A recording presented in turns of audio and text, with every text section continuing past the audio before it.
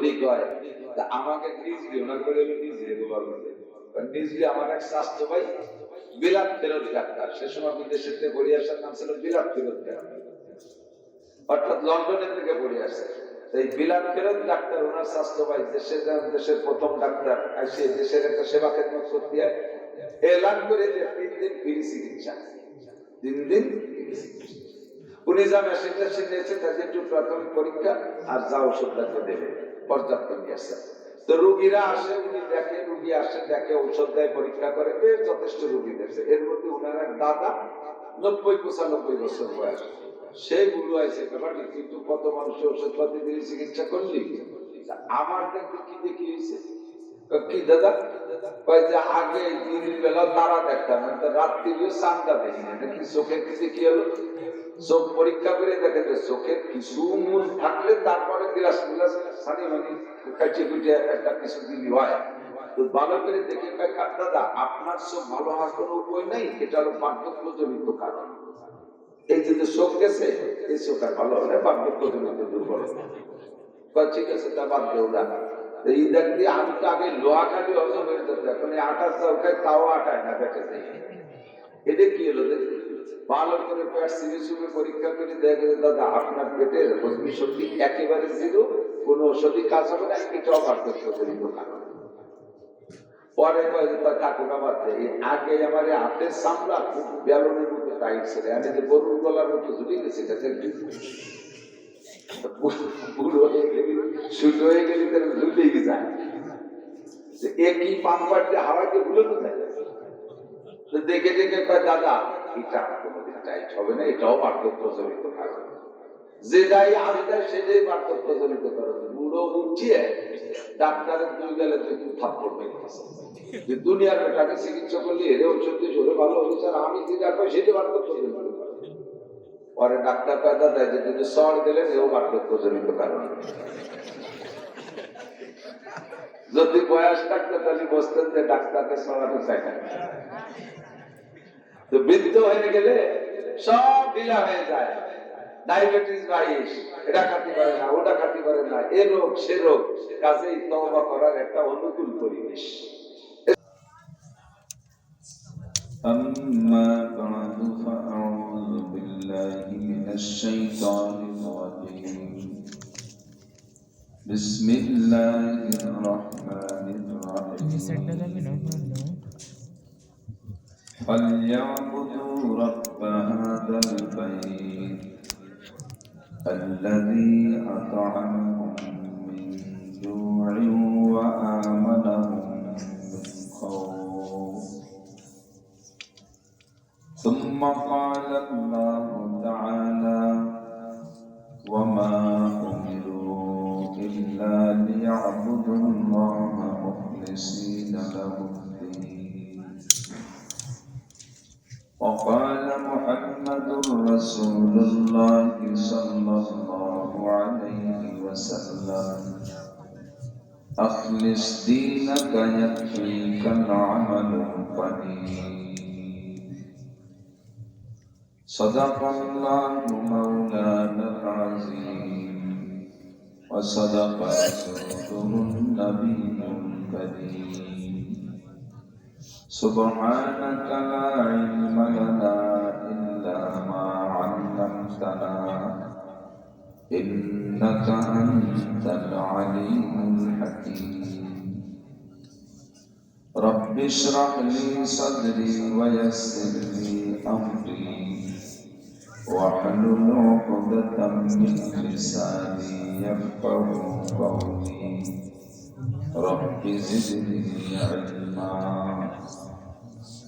اللهم بارك لنا في رجب وشعبان وبلغنا رمضان. اللهم أرنا الحق حقا وارزقنا اتباعه وأرنا الباطل باطلا وارزقنا اجتنابه. সকলে বলি আমিন। একটু দুরূদ শরীফ পড়ে দিই। আল্লাহুম্মা সাল্লি আলা মুহাম্মাদ كما صليت على إبراهيم وعلى آل إبراهيم إنك حميد مجيد اللهم بارك على محمد وعلى آل محمد كما باركت على إبراهيم وعلى آل إبراهيم إنك حميد مجيد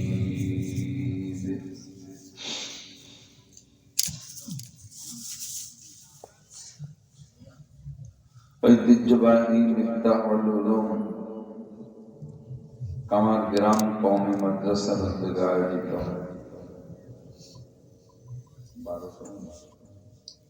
12তম বার্ষিক ওয়াজ মাহফিলের সম্মানিত সভাপতি, আজকের মাহফিল উপলক্ষে দাওয়াতি উলামায়ে কেরাম, মাদ্রাসার সুযোগ্য সুদক্ষ সাহেব ইলম, সাহেব আমল, সাহেব আমানত, সাহেব তাকওয়া, সাহেব ফিকির হযরত মুহতারাম শাইখ হুজুর মাদ্রাসাতুল আলী, যোগ্য আসাতিজা কিরাম, আজিজ আমতুল্লাহ, এই অঞ্চলের অন্যান্য উলামায়ে কেরাম, আইম্মায়ে মাসাজিদ, প্রাণপ্রিয় দেশবাসী, আল্লাহ তাবারাক ওয়া তাআলা শাহী দরবারে আমরা সর্বপ্রথম শুকর আদায় করি যে আল্লাহ পাক রব্বুল আলামিন আমাদেরকে সুস্থ রেখেছেন, বাঁচায় রেখেছেন। হাজারো নাফরমানি করা সত্ত্বেও আল্লাহ পাক আমাদের উপরে তার সমস্ত নিয়ামত রাজি অব্যাহত রেখেছেন।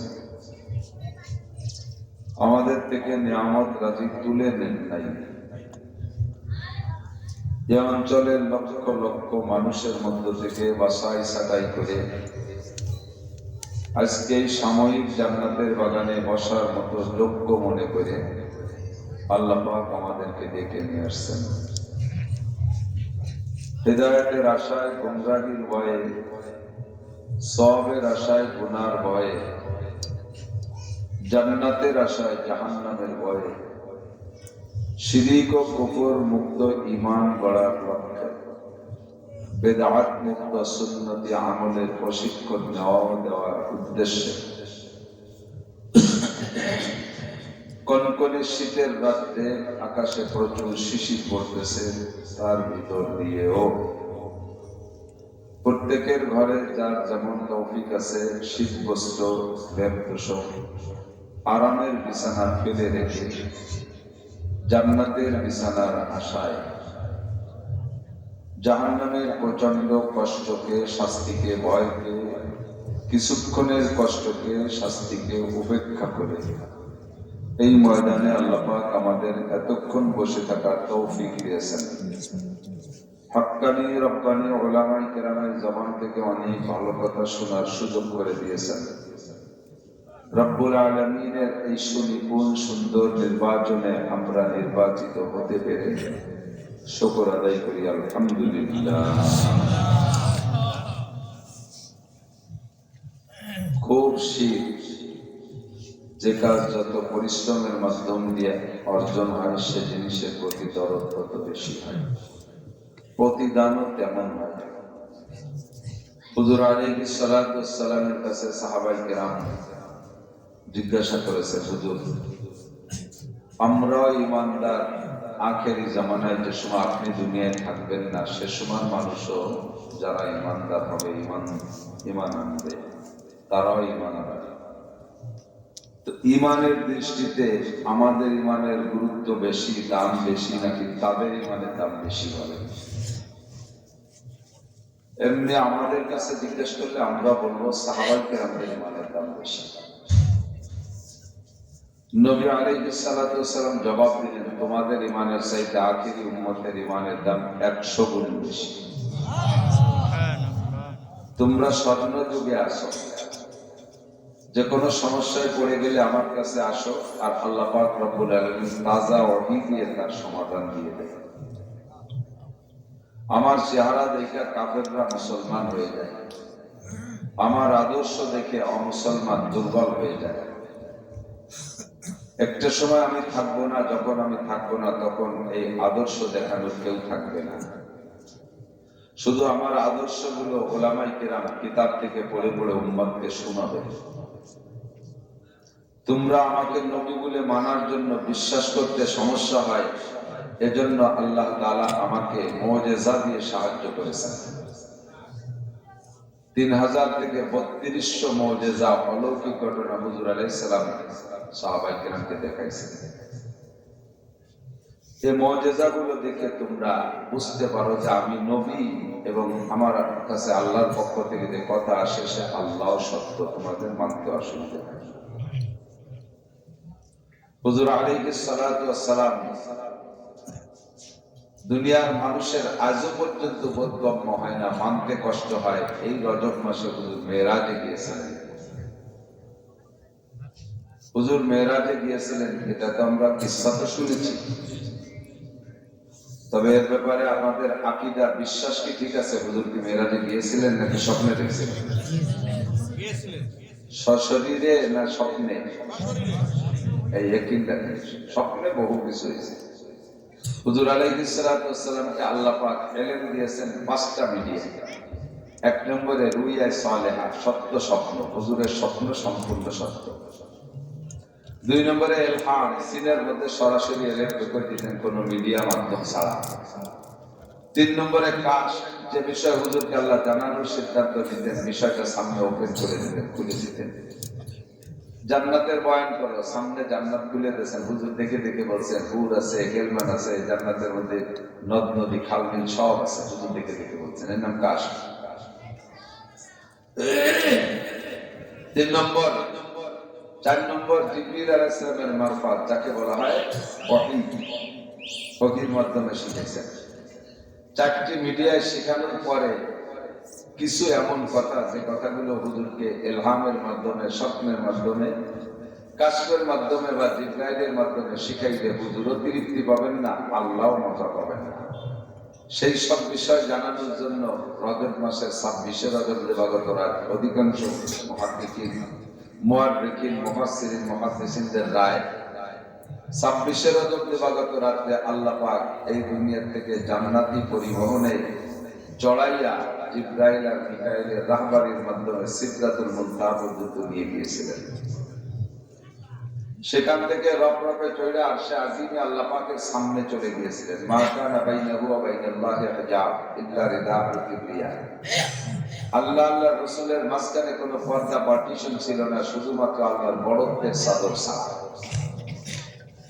সরাসরি রাসূলুল্লাহ সাল্লাল্লাহু আলাইহি ওয়াসাল্লাম রাব্বাহু লাইলাতা উসরিয়া বিহি 10 মাররা, একে একে 10 বার ওই রাতে নবী আলাইহিস সালাম আল্লাহ পাক রব্বুল আলামিনকে সচক্ষে দেখেছেন, বলেন না সুবহানাল্লাহ।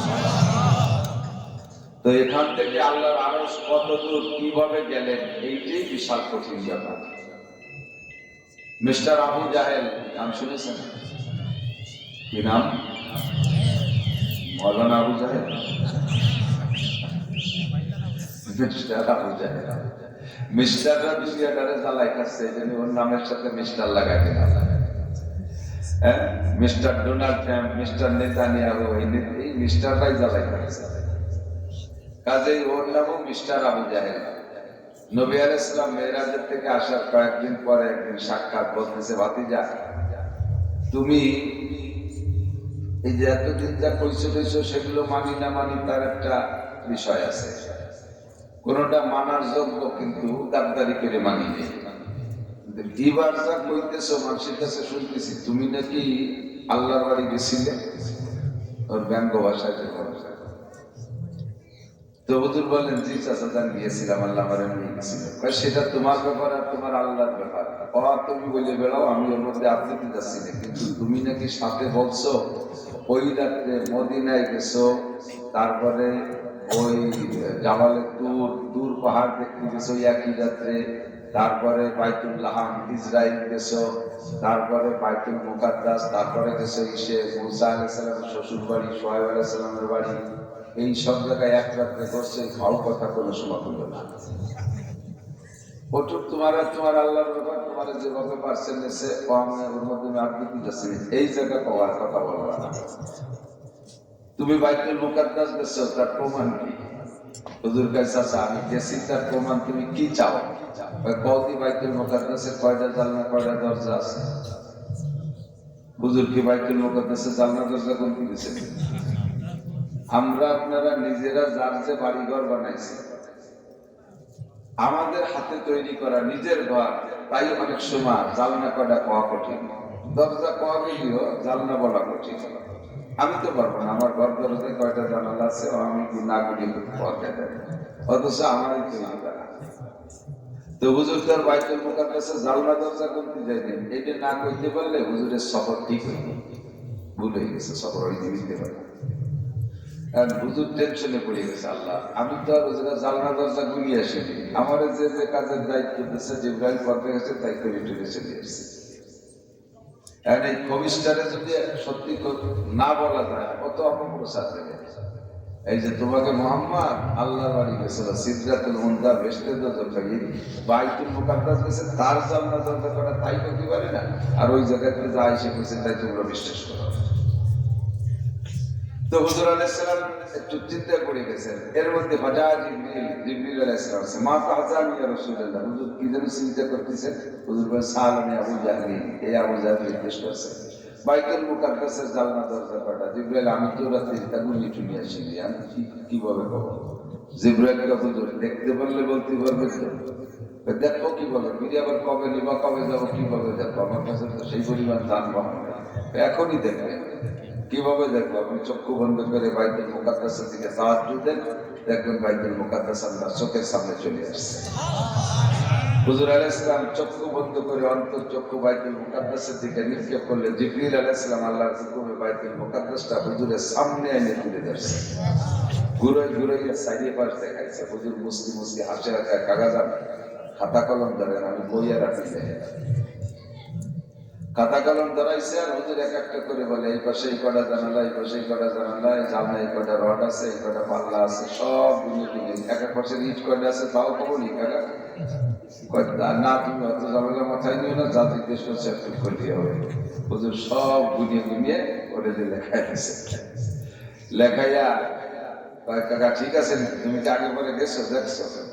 কয় যে না আমি তো যাইনি, তবে আমি সাংবাদিক পাঠাচ্ছি, খাতা দিয়ে পাঠাবো, যাইতে 1 মাস আসতে 1 মাস, আর ওকে কইছে 10 দিন থাকবি, বলবো 10 দিন থাকবি, 10 দিন থেকে একেবারে খাতার সাথে নোংরায় মিল করবি, কোন জায়গায় লোকমা বলি মোহাম্মদের নবুয়তি দেয়া ছিল।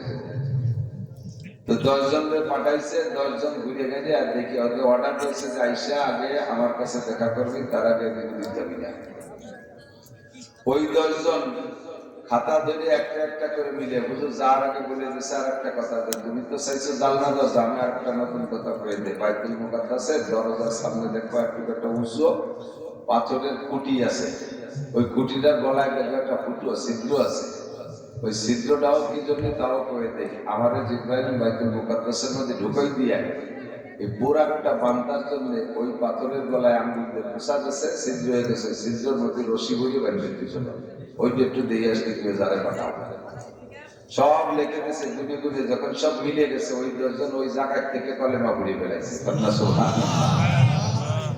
আশহাদু আল্লা ইলাহা ইল্লাল্লাহু ওয়া আশহাদু আন্না মুহাম্মাদান আবদুহু ওয়া রাসূলুহু, ওই জায়গা থেকে কলেমা পড়িয়া পুরা ডাইরেক্ট আইসিয়ার আবু জাহেলের দ্বারে যায় চলে গেছে সরাসরি হুজুর আলাইহিস সালামের কাছে। নির্ধারিত সময়ের বেশ কয়েকদিন অতিবাহিত হয়ে গেছে, বেশি হয়ে গেছে, কিন্তু ওরা আবু জাহেলের কাছে যায় না, লোক পাঠাইছে, দেখবে সে কটা কি হালাত, দেশে আসলে ওই জায়গা মরে গেল। পরে কাছে তারা তো আইসে টাই বসে, আইসে তো সে মোহাম্মদ সাল্লাল্লাহু আলাইহি ওয়াসাল্লামের দরবারে বসে, তাকে ডেকে পাঠাইছে, কথা ছিল না তোরা আগে আমার কাছে আসবি, তো ও জায়গা গেলি কাকা, তোর কাছে আসিও না, কোনোদিন আসবো না। মোহাম্মদ রাসূলুল্লাহ যা বলছে খাতা কলমে হুবহু মিলে গেছে, কাজেই তোর কাছে আসার দরকার নাই, উনি আখেরি নবী মুহাম্মদ রাসূলুল্লাহ সাল্লাল্লাহু আলাইহি ওয়াসাল্লাম। নবী আলাইহিস সালামের এই মুজিজার কাছে সকলেই দুর্বল, এমন করে হাজার হাজার মানুষ কলেমা পড়ে ইসলাম গ্রহণ করছে।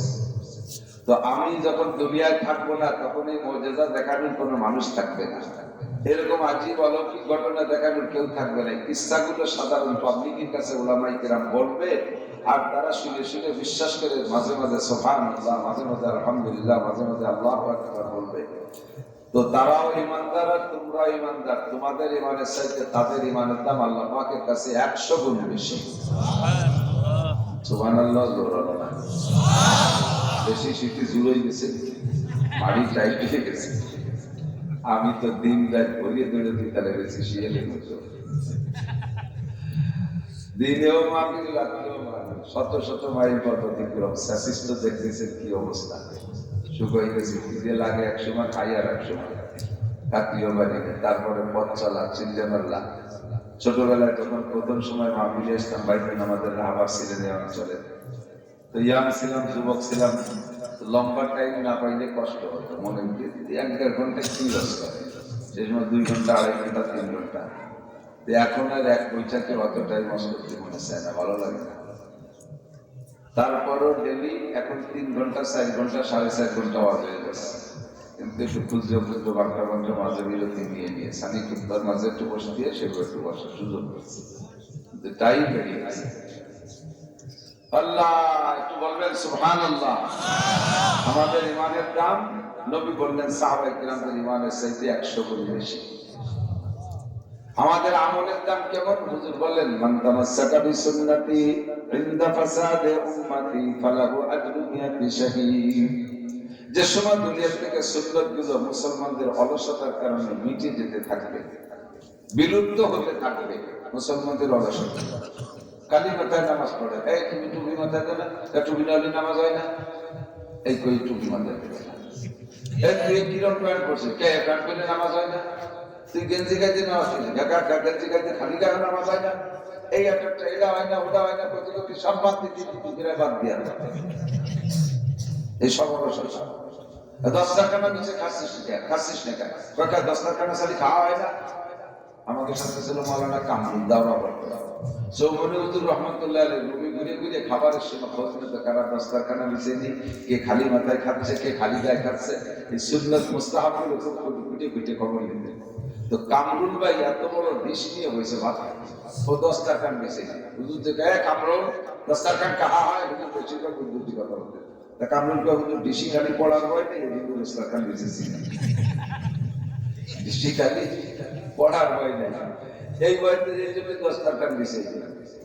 এইভাবে ধীরে ধীরে এটা ওটা সেটা অলসতা করতে করতে সুন্নত বিলুপ্তির পথে, যতক্ষণ অমুসলমানদের ষড়যন্ত্রের শিকার হইয়া সুন্নত গুলো বিলুপ্তির পথে বিভিন্ন কৌশল করে আমাদের থেকে সুন্নত গুলোকে দূরে সরাই দিচ্ছে। অনেক সুন্দর সুন্দর কৌশল। আল্লাহ এরপরে এই সুন্নত সত্যি সত্যি এমন অবস্থাতে, যে সময় সুন্নতের পর আমল করলে মানুষে ক্রিটিসাইজ করবে, আর সুন্নতের পর আমল সুন্নতকে ছেড়ে দিলে মানুষের তাকে স্পটম্যান প্রশংসা করবে। Thank you, welcome. দাড়ি কায়দা মতো চাইছে 50-60 বছরের বুড়ো, মাজার বাস করে গেছে, তারপর দাড়িকে ডবল চার্জ দিয়ে প্যান্ট বুড়ো বয়সে ইন করে শু পরিয়ে, এরপরে টাই বাঁধি দিয়ে চুলটা বক কাটিং কাটিয়ে কুচি কুচি ঝাঁকি দেয়, একেবারে আস্তন্য মুখের মতো দেওয়া যায়। তারপরে সে যে থ্যাংক ইউ পাওয়ার যোগ্য, আপনি এই বয়সে ইয়াং হয়ে যান, এই বয়সে ইয়াং হয়ে যান। আর কলেজের ছেলে যদি দাড়ি রাখে, তার নানান ভাবে ঠাট্টা ব্যঙ্গ করে। তখন দাড়ি 2 প্রকার, সুন্নতি দাড়ি আর সেট খাওয়া দাড়ি। সেট খাওয়া বলছেন প্রেম করে ফেল করলেই দাড়ি রাখতে হয়, এই দাড়িটা আমরা সেট খাওয়া দাড়ি। তো কলেজের ছেলে সর্বনার হুজুরের কাছে বায়াত হয়ে অথবা তবলিগি চিল্লা দিয়া সময় লাগা যায়, হক্কানি উলামায়ে কেরামের কাছে সাথে সম্পর্ক রেখে দাড়ি রাখছে, টুপি পরে, জুব্বা পরে, পাগড়ি পরে, তারে পোলা বান্ডা খেপায়, দোস্ত স্যাক খাইছেন নাকি দাড়ি রাখছে? দাড়ি রাখা কত কঠিন। যুবক ছেলে দাড়ি রেখে বেলাইছে, তার বাপ তারে কয়, তোর কি দাড়ি রাখার বয়স হয়েছে? তাহলে বাপে যদি ছেলেরে কয় তোর কি দাড়ি রাখার বয়স হয়েছে, তাহলে দাড়ি কি বলবে?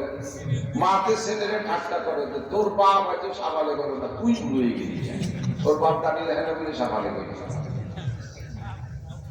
মাঝে যদি ছেলে রেখে তাহলে দাড়ি রাখ কত কঠিন। যুবক স্বামী দাঁড়িয়ে রেখে বেড়াইছে, বৌদি তারে কাজে তোমার আমার বল চাচার মতো দেয়। তো বৌদি যদি স্বামী দেখে বল চাচার মতো দেয়, তাহলে দাঁড়িয়ে রাখার কত কঠিন না, কত কোন বড় লোক যদি দস্তারখান পিছিয়ে খানা খায়, টেবিল চেয়ারে না বসে, আর এক বড় লোক এসে পয়সা কবরে দিয়ে দেবো।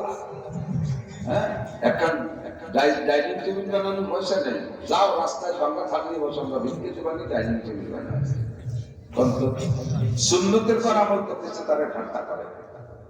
কয়েকদিন আগে আমাদের গোপালগঞ্জে ডিসি সাহেব পোস্টিং হয়ে গেছে, ওনার বাসায় আমাদের গোপালগঞ্জের 10 জন ওলামায়ে কেরামের দাওয়াত দিয়েছে। ওনার বাসায় রাতের গল্প, ঘন্টা তিনি গল্প করে রাতের খানা রক্ত হয়েছে। তা আমরা তো ভয় পাচ্ছি যে ডিসির বাসায় আর গোপালগঞ্জের মোটামুটি যে কয়জনের দাওয়াত দিচ্ছে, আমি তার মধ্যে ছোট, এই 10 জনের দাওয়াত দিয়ে যদি এই হুজুরকে যদি ডিসির বাসায় চেয়ার টেবিলে বসাতে পারে, তার কিন্তু একটা দলিল হয়ে যাবে। ভয় পাচ্ছি, ডিসি সাহেব ভাবছি আল্লাহ আল্লাহ। ওই দিন ওনার বাসায় আমাদের সাথে দায়রা 10 সাহেব যাওয়া, এসপি সাহেবের যাওয়া, চিফ জুডিশিয়াল ম্যাজিস্ট্রেট এই 4 জনের দাওয়া, জেনারেল অফিসার এই 4 জন, আর সেরা 4 জন, আর আমরা 10 জন। আলহামদুলিল্লাহ ঘন্টা দিনের আলোচনার পরে, গল্প সাল্পের পরে বলরে দস্তারখান আনা। আজকে হুজুরকে দেখে লম্বা 1 কাতার দস্তারখান পলিথিন কিনে নিয়ে আসলো, কয়েক বলর, এটাও বোঝা যায়। আর দৈনন্দিন ব্যবহার হয় ওই বাসায় পার্সোনাল দস্তারখান, এতে কিলো বোঝা যায়।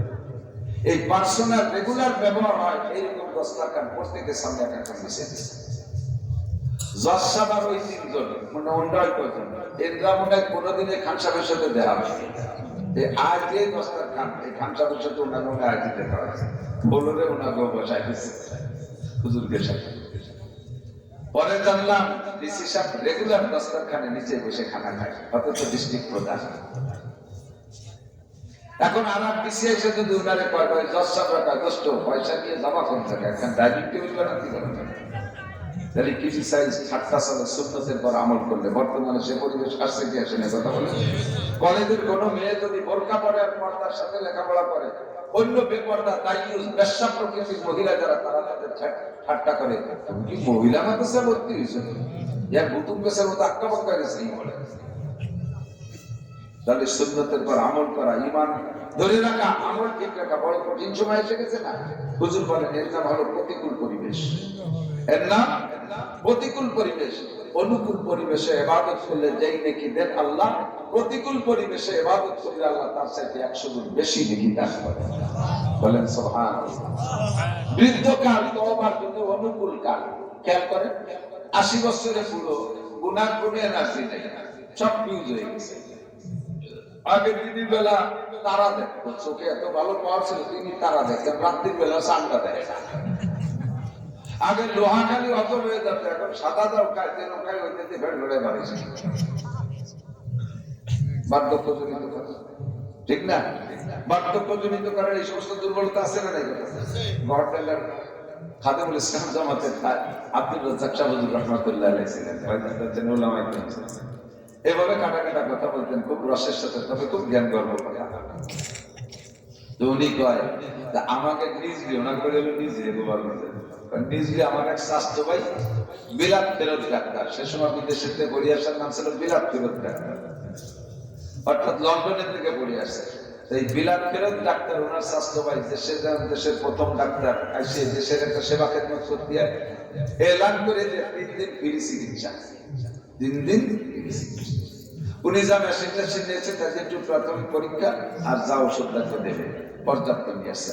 তো রুগীরা আসে, উনি দেখে, রুগী আসে দেখে, ঔষধ দেয়, পরীক্ষা করে, বেশ যথেষ্ট রুগী দেখছে। এর মধ্যে উনার এক দাদা 90-95 বছর বয়স, সেই বুড়ো আছে ব্যাপারটি, কিন্তু কত মানুষের ওষুধপাতি দিয়ে চিকিৎসা করলি, আমার দেখতে কি দেখি হয়েছে। কি দাদা কয় যে আগে দিনের বেলা তারা দেখতাম, রাত্রিও চাঁদটা দেখি না, দেখি চোখের কিছু কি হলো, চোখ পরীক্ষা করে দেখে যে চোখের কিছু মূল থাকলে তারপরে গ্লাস গ্লাস সানি মানে কাছে পিঠে একটা কিছু দিলি হয়।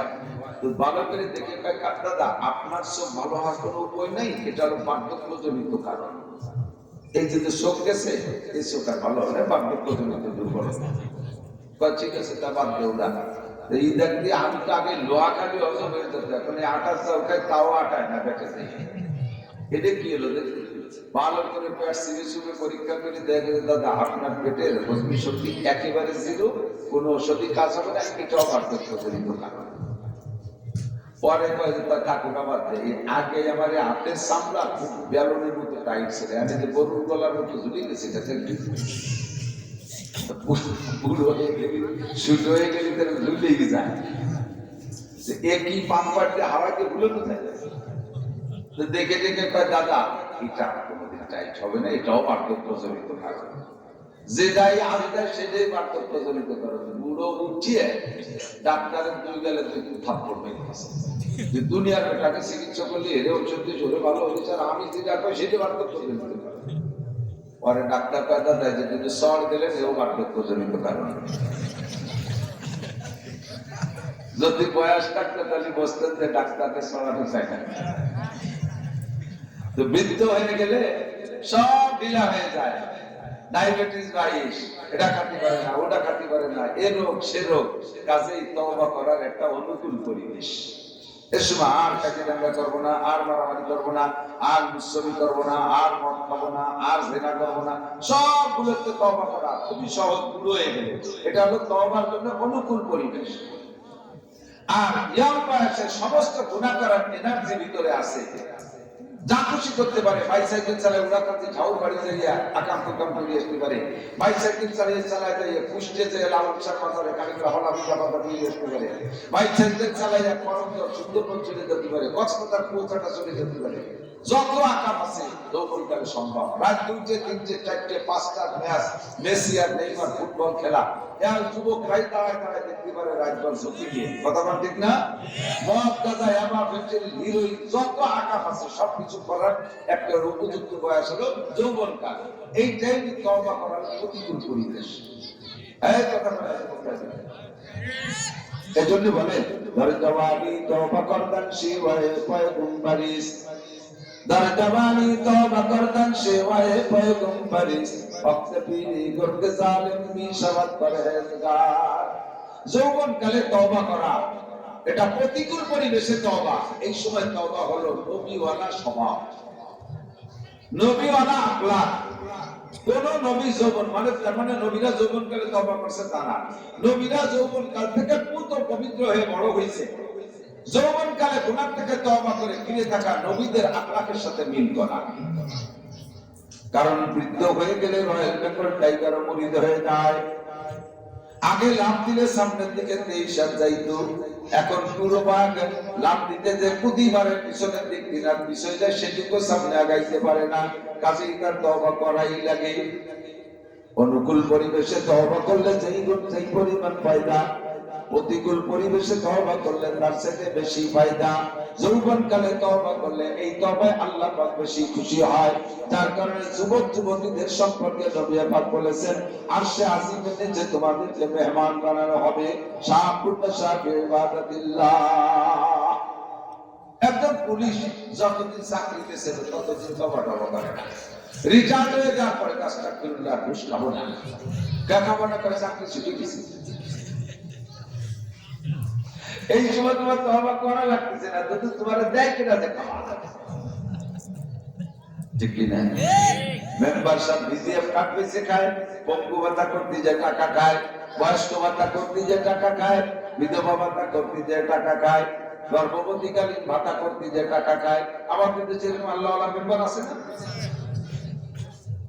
টোন মানে বিজিএফ কার্ড মানে ইত্যাদি ইত্যাদি বাইরে খায়। এখন মেম্বারশিপ তওবা করছে, কার কোন দিয়ে গেল খাবো না, কেন খাবেন না?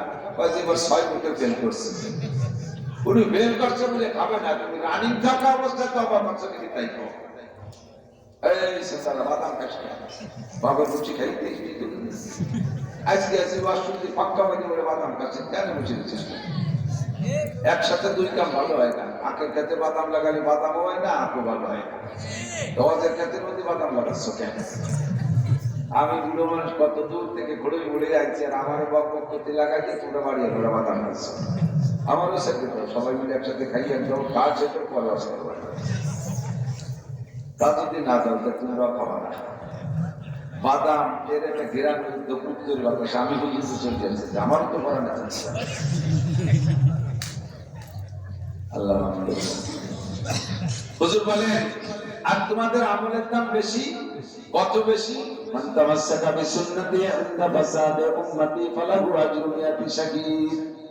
যে সময় সুন্নাতগুলো এভাবে বিলুপ্ত হতে থাকবে, মুসলমানদের অলসতার কারণে, অমুসলমানদের ষড়যন্ত্র, বোঝেন ষড়যন্ত্র বোঝেন, খেয়াল করেন এদিকে তাকান। অমুসলমানদের ষড়যন্ত্র কি? ষড়যন্ত্র মুসলমানরা আমাদের চাইতে অমুসলমানরা কোরআন হাদিস বেশি পড়ে, বেশি পড়ে মানে কম পড়ে না। ওরা জানে যে মুসলমানের কোন কোন ইবাদতে কেমন লাভ, কোরআন হাদিস দেখে ওরা সেই সমস্ত লাভের জায়গায় হাত দিছে।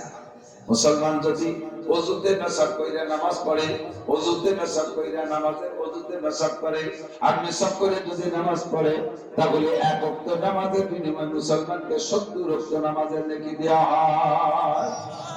মুসলমান যাতে 70 ওয়াক্ত নামাজের নেকি কামাই করতে না পারে, এই জন্য মেসাকের মধ্যে ষড়যন্ত্র লাগাইছি। কি ষড়যন্ত্র?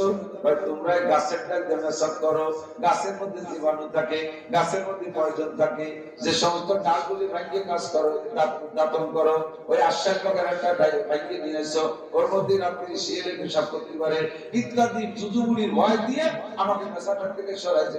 মেসাক তো করলাম না, তাহলে দাঁত মারলো কি দিয়ে?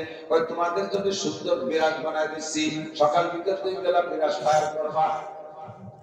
এই বিরাজ ফায়ার করতে গেলে এবার বিরাজে কষ্ট হয়ে গেলে যুদ্ধ হয় না, এই জন্যই ওর জন্য কি বলে পেস্ট বানাইতেছে, পেস্ট পেপসোডেন্ট, ক্লোজআপ আর ইত্যাদি ইত্যাদি যা ভাই মুখের মধ্যে দিয়ে গোমে ডলা দিয়ে গুলগুল করে ফেলা হয়। মাছতেও মজা, দাঁতও পরিষ্কার, স্বাস্থ্যসম্মত, দাঁত ভালো থাকবে, দাঁত স্থায়ী হবে ইত্যাদি পান করতে দিয়ে কততে পান করতে শুনবা না। টেলিভিশনের ভিতরে ক্লোজআপকে ভ্যাকসিন দেওয়ার জন্য একজন ডানা কাটা পরি অর্ধ উলাঙ্গে রিসেপ্টিকে ছেড়ে দিয়েছে, ওরা ক্লোজআপকে সাদা দাঁত মারে যখন বেশি মারে যুবকদের আত্মা কালাইয়া যায়। সুন্দর করে অপকৌশল দিয়া প্রত্যেকের হাতে হাতে বিরাজ করায় দিয়েছে, অনায়াসে পকেটের থেকে মেসক বিলুপ্ত হয়ে গেছে। কথা বলেন ঠিক কি ঠিক না? কয়জনের কাছে মেসক আছে? কয়জন মেসক দেখাইতে পারবেন কার পকেটে মেসক আছে?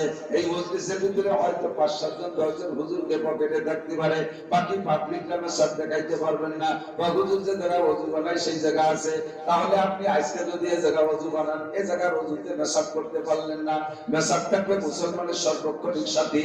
নবী আলাইহিস সালাম বলেন, লাউলা আনা শুকরা উম্মতি লা আমাতুম বিসওয়াক ইনদা কুল্লি সালাত ওয়া ফি রিওয়ায়াতিন ইনদা কুল্লি ওযু। আমি যদি কঠিন মনে না করতাম, তাহলে 5 ওয়াক্ত নামাজের ওযুর সময় উম্মতের জন্য মেসক করা ওয়াজিব করে দিতাম, ওয়াজিব করে দিতাম। ওয়াজিব করলে মহা কঠিন হয়ে যেত, বিধায় ওয়াজিব করলাম না, তবে সুন্নাত হিসেবে বহাল রাখলাম, সুন্নাত হিসেবে বহাল রাখলাম। এমন সুন্নাত যেটা সব ওয়াজিবের সমপরিমাণ মর্যাদা রাখে, এই মহাদামি সুন্নাত। যদি কোনো ব্যক্তি রেগুলার ওযুতে মেসক কইরা ওযু বানায় নামাজ পড়ে, নামাজ তো 70 গুণ নেকি বাইরা যাবে। এক ওয়াক্ত নামাজে 70 ওয়াক্তের নামাজের নেকি দেওয়া হবে। পাশাপাশি সবচাইতে বড় লাভ যেটা সেটা হলো যে লোকটা রেগুলার মেসক করবে, ওই লোকটা মরণের সময় কলেমা নসিব হবেই হবে। আর মান কানা আখিরু কালামিহি লা ইলাহা ইল্লাল্লাহ ওয়া দাখালাল জান্নাহ, যে লোকটার জীবনের শেষ কলেমা হবে লা ইলাহা ইল্লাল্লাহ, ওই লোকটা যেন জান্নাতে চলিয়াই গেল। হয় আদখুলুল জান্নাতা, এরকম না ফাদাখালাল জান্নাহ, মা দাখালা মাঝে সিগা, যার মানে চলিয়াই গেছে। এমন শিওর যেন সে জান্নাতে চলিয়াই গেল। মরতে দেরি, তার জান্নাতি হইতে দেরি নাই। বলেন না সুবহানাল্লাহ। এটা হলো কলেমার বদৌলতে। আর এই কলেমা নসিব হওয়ার জন্য অন্যতম আমল হলো রেগুলার মেসকের পাবন্দি করা। আমরা এক একটা করে সুন্নাত শিখি আর এক একটা সুন্নাতের জন্য প্রস্তুতি নেই। এখানে আজকে যে সুন্নাতের ফাজাইল বললাম, মেসকের ফাজাইল, একটু কি প্রতিজ্ঞা করা যাবে আমরা আজকে থেকে গাছের ডাল কেটে মেসক বানাবো? মেসক বানাবো। এখনই পকেটে দেখতে চাইতেছি না, হয়তো প্রস্তুত নাই।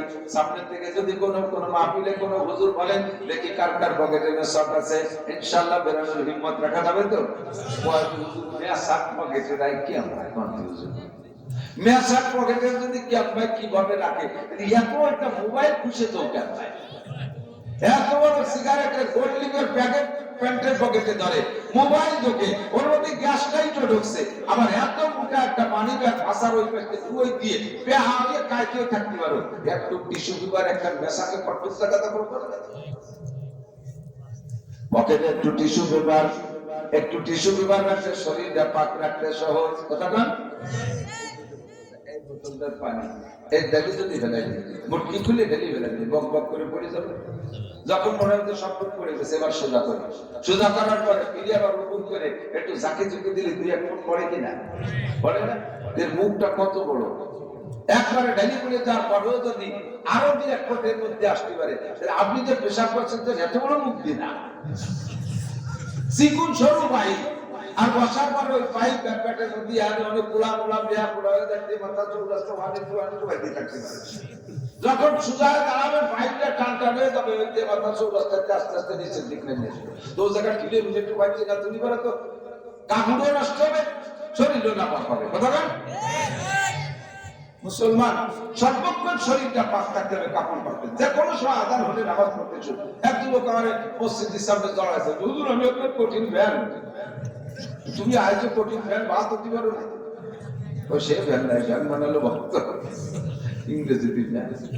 তো সবাই আজান দিচ্ছে, নামাজ পড়েছে, ফ্যান যাওয়া কয়জন তো শুক্রবার পড়বা এখন চল ফ্যান, যেহেতু হুজুরকে ফ্যানটা বলছে দিতে হবে, আমি এই প্যান্ট পরছি 7-8 দিন হলো, এই মোটা প্যান্ট টাইট, এতে জন পেশাব করি তা পুরো ওই 100 ক্লিয়ার হয় না, পরে আটা দেওয়ার পরে খানিক বাড়ি পরে ওইটুক তো পরে এক জায়গায় যায়।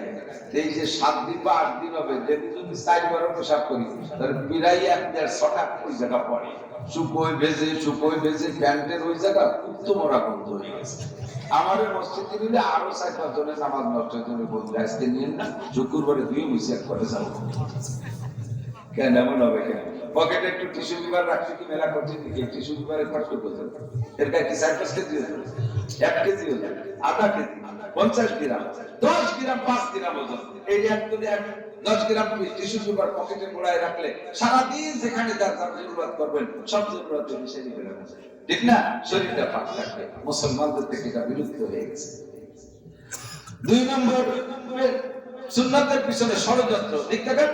মুসলমান টুপি পরে, তো এই জায়গা ওই মেডিকেল সায়েন্সের বিজ্ঞানী খ্রিস্টানরা হস্তক্ষেপ করতে পারে নাই। এখানে গবেষণা করে দেখছে যে চুলের গোড়াতে জীবাণু ঢোকে, কাজেই মাথায় ক্যাপ থাকলে ভালো হয়। দেখেন যত মেডিকেল কলেজ আছে, যত ডাক্তারখানা আছে, যত ডাক্তাররা আছে, হাসপাতালে চাকরিরত অবস্থায় মাথায় ক্যাপ পরে, যাতে চুলের ভিতরে জীবাণু না ঢোকে। এই জায়গায় এসে ওই খ্রিস্টান বিজ্ঞানীরা হুজুরের খুব প্রশংসা করেছে, thank you, welcome Mohammad. Mohammad 1 number বিজ্ঞানী, মোহাম্মদের অনেক জ্ঞান আছে, মাথার মধ্যে জীবাণু ঢোকার ভয়তে সে তার উম্মতকে টুপি পরতে বলছে, এটা খুব সুন্দর। সাথে এবার একটু ক্রিমিনাল রিসার্চার আছে, তোমাকে টুপির বারেন্দা নাই, এই বারেন্দা না থাকার কারণে খরা লাগে, চোখ খারাপ হয়ে যায়, এখানে একটা বারেন্দা লাগাই দাও। তুমি ঠিক আছে পারো, মোহাম্মদ ভালো বারেন্দা লাগাও। বারেন্দা লাগাবে তো কমালের সামনে, বারেন্দা লাগাবে তো কুটি দেবো, কি কুটি দেওয়া লাগবে না, মোটা কাপড় দিয়ে এভাবে এই বকরুম দিয়ে লাগাই দিলি থাকবে। কি সুন্দর সুবুদ্ধি, যে সত্যি দেখেন একটা ক্যাপে বা টুপিতে বারান্দা লাগাইলেন, ছায়া লাগবে, ছায়া পড়বে, খরা লাগবে না, রোদ লাগবে না, চোখ ভালো থাকবে। বুদ্ধিটা কত সুন্দর। ভিতরে আন্ডার গ্রাউন্ডে ষড়যন্ত্র কুমন্ত্র না হলো, এই বারান্দা তো থাকবে কপালের সামনে, আর এই কপালের সামনে বারান্দা থাকবে, ওই টুপি ভরে মাথায় সিজদা দিতে পারবে না। যদি সিজদা দিতে হয় তাহলে ওই টুপি খুলে দিয়ে খালি মাথায় নামাজ পড়া লাগবে। দেখছেন ষড়যন্ত্র, সুন্দর ষড়যন্ত্র করে আমাদের থেকে সুন্দর গুলো বিলুপ্ত করে দিয়েছে, ঠিক কি ঠিক না? দস্তরখান নিচে নিচে বসে খানা খাবো, হয় যে ওভাবে বসে খালি পেট চাপা থাকে যায়, পেট ভরা পেট ভরে খাওয়া যায় না, এই জন্য টেবিল চেয়ারে খাবার শুনবো, সোজা থাকবে, গাদা বা খালি খাই যাবে, পেট ভরে বরণ ভরে খাতি করবা। এই সুবুদ্ধি দিয়ে টেবিল চেয়ার বসাই দিচ্ছে, দস্তরখান সরাই দিচ্ছে। আরেক ষড়যন্ত্র, 70 টাকা খরচ, তাইগুলি এত বড় ভাই জামা, এত বড় ডিজে জামা, ও যে দরকার খাটো খাটো করে একটু প্যান্ট পরো, একটু শার্ট পরো, 70 টাকা হলো। কি সুন্দর মুসলমান বুঝে বেড়াচ্ছে। বুঝতে বুঝতে বুঝতে বুঝতে এখন সে প্যান্টটা কোথায় নিয়ে গেছে, এই কালকে রাতের দিন এই পাশে এক জায়গায় গেছি, ওই কানাই গুলি রয়ে নামাজ পড়তে গেছি, মাহফিলে গেছি, সামনে আমার সামনে যেটা সিজদা দিচ্ছে, তার সিজদা দেখা, সিজদা দেখে আমার আশা শিখেছে নামাজ, এর বরাবর আমার সামনে সত্য পড়বে। আর একবার যদি ওই 7টা টাকা চোখ পড়ে যায়, তাহলে চোখটা খেয়াল যায়, ঘুরি ঘুরি খালি খেলতে না যায়, রুকুতে যায় সে সময় দেখি, সিজদায় যায় সে সময় দেখি, গেঞ্জি এদিক ছড়ি চলে আছে, প্যান্ট ওদিক ছড়ি চলে যায়, পাশাইতে এতখানি সে শিয়ের মেয়ে শুদ্ধ বাড়াচ্ছে।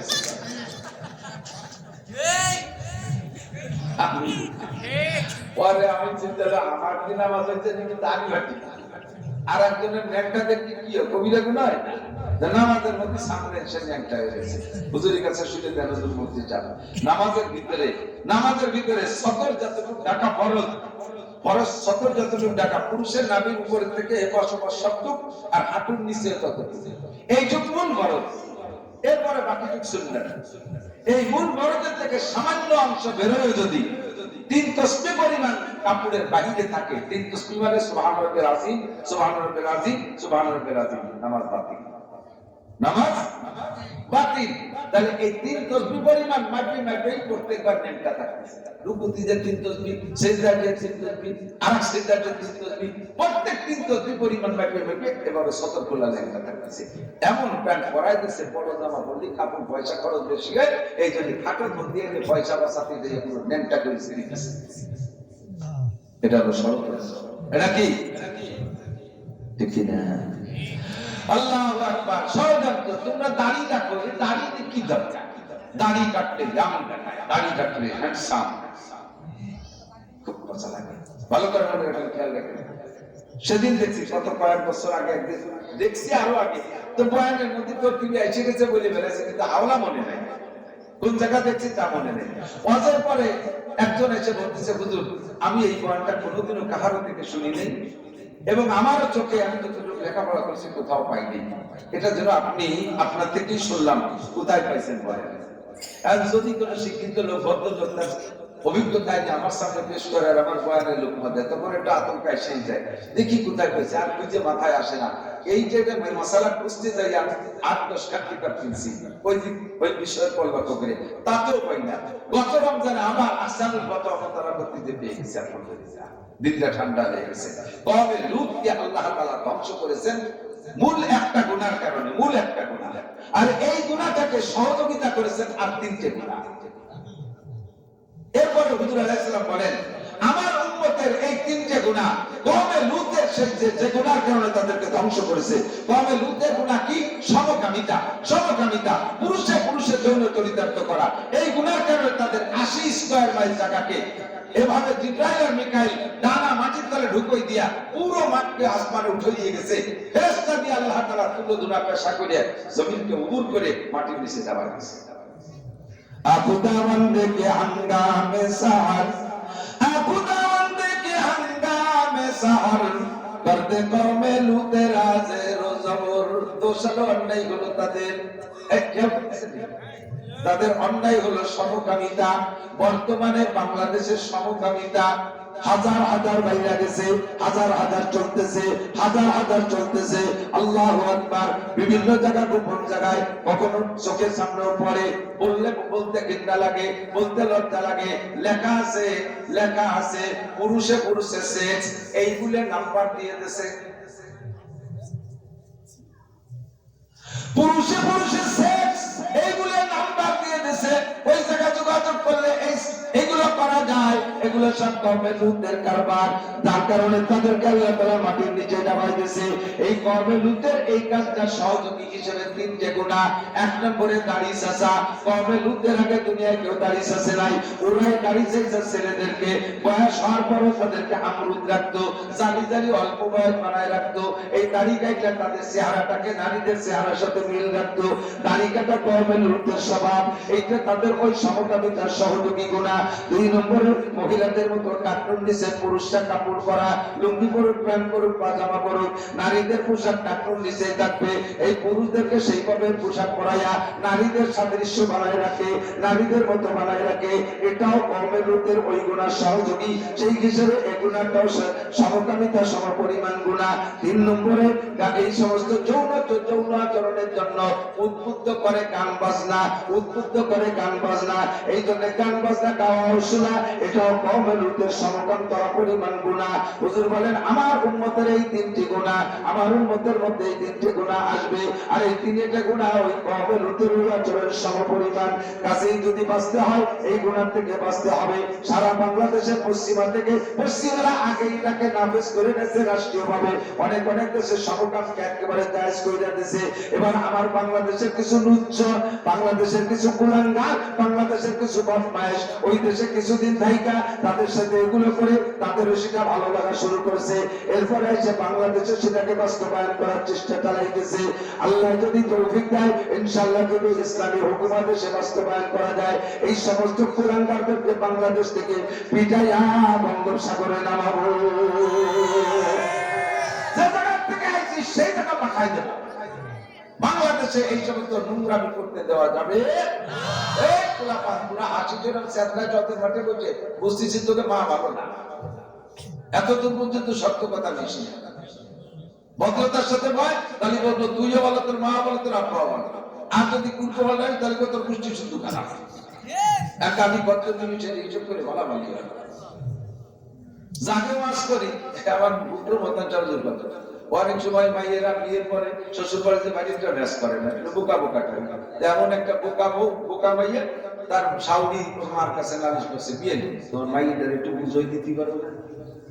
তো মারা মাইয়াকে বুঝই করবে, বাপের বাড়ি এসে বেড়াতে বিকেল বেলা বসে উড় মারে সুর বেরিতে আর ওই কোলের মধ্যে বসে কয় মা এই করি সই করি সেই করি, বুঝিখানি বস করছে। অজের পর বুঝছিস, কয়টা বুঝছিস, কি বুঝছিস? কয়টা ৮ দিন দিয়ে গেলে ২০ পরে, ৮ দিন দিয়ে গেলে ২০ পরে। তার মানে তুমি যা করছো আমি শুনি না, আমি দেখতেছি যে গালার মধ্যে পিঁপড়ে যাচ্ছে ১৭টা গেছে, আর ৩ দিয়ে গেলে ২০ পরে। ওর মা ওরে আদর্শ বুঝায় আর ওর গালার মধ্যে পিঁপড়ে করে। আমি যাকে বাস করি তারা তার পরে সেটাইয়া ফালায়, সে ২০ বলছে, ২০ বলছে কারে বাস করে। तदहमा शुद्धात कुंभ कुजा कुजाने हम एक दिले मन सदारे जो दिल कुजा कुजाने हम। আমার এই জামানার আমলের দাম এই জন্যই বেশি যে এখন আমল করতে গেলে মানুষে ক্রিটিসাইজ করে, সুন্নতের পর আমল করলে এর মানুষের ধিক্কার দেয়, হাসে, উপহাস করে, আর সুন্নতকে সমাজের থেকে বিলীন করে দেওয়ার ষড়যন্ত্র চালাইতেছে। হুজুর বলেন এই সময় একটা সুন্নতের পর আমল করলে ১০০ শহীদের সওয়াব কমে গেছে। সুবহানাল্লাহ সাউন্ড আবারও কমছে। আমাদের এই এলাকার মানুষের টোটাল অশান্তি দিশে পায় না। অশান্তি দিশে পাওয়ালো এই ওয়াজের সাথে তাল দিয়া। তবলিগি গেছেন নাকি? তবলিগির লোক আছেন না? তবলিগি তালিম হয় না? তালিমের নিয়ম কি? তালিমের আদব কি? আগে তালিমের আদব পড়ায় না? তালিমের আদব হলো যখন আশ্চর্য কিছু আসবে ১ নম্বর শুরু করে, যখন আল্লাহর নাম উচ্চারণ হবে তালিমের ভিতরে তখন জবাব দেয়া জাল্লা শাহ অথবা জাল্লা জালালুহু। যখন আগের কোন নবী রাসূলদের নাম উচ্চারণ হবে তখন বলবেন আলাইহিস সালাম, আলাইহিস সালাম, আলাইহিস সালাম। যখন আমাদের নবীর নাম পড়া হবে তখন বলবেন সাল্লাল্লাহু আলাইহি ওয়াসাল্লাম।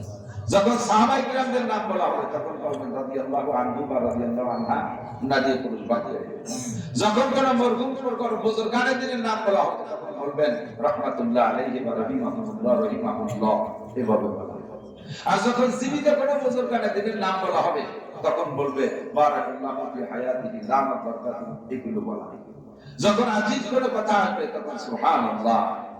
আল্লাহর কোন নিয়ামতের উপরে যদি নিয়ামতের আলোচনা তখন বলবেন আলহামদুলিল্লাহ। যখন কোন খারাপ কিছু আছে তখন নাউযুবিল্লাহ, আস্তাগফিরুল্লাহ। এগুলো তালিমের আদব, এটা হলো একটা তালিমের মার্কা। কাজেই এগুলো বুঝে বুঝে সময় মতো বলা। একটু বলেন সুবহানাল্লাহ, আলহামদুলিল্লাহ, আল্লাহু আকবার। ১০০ শহীদ কি মনে করেন?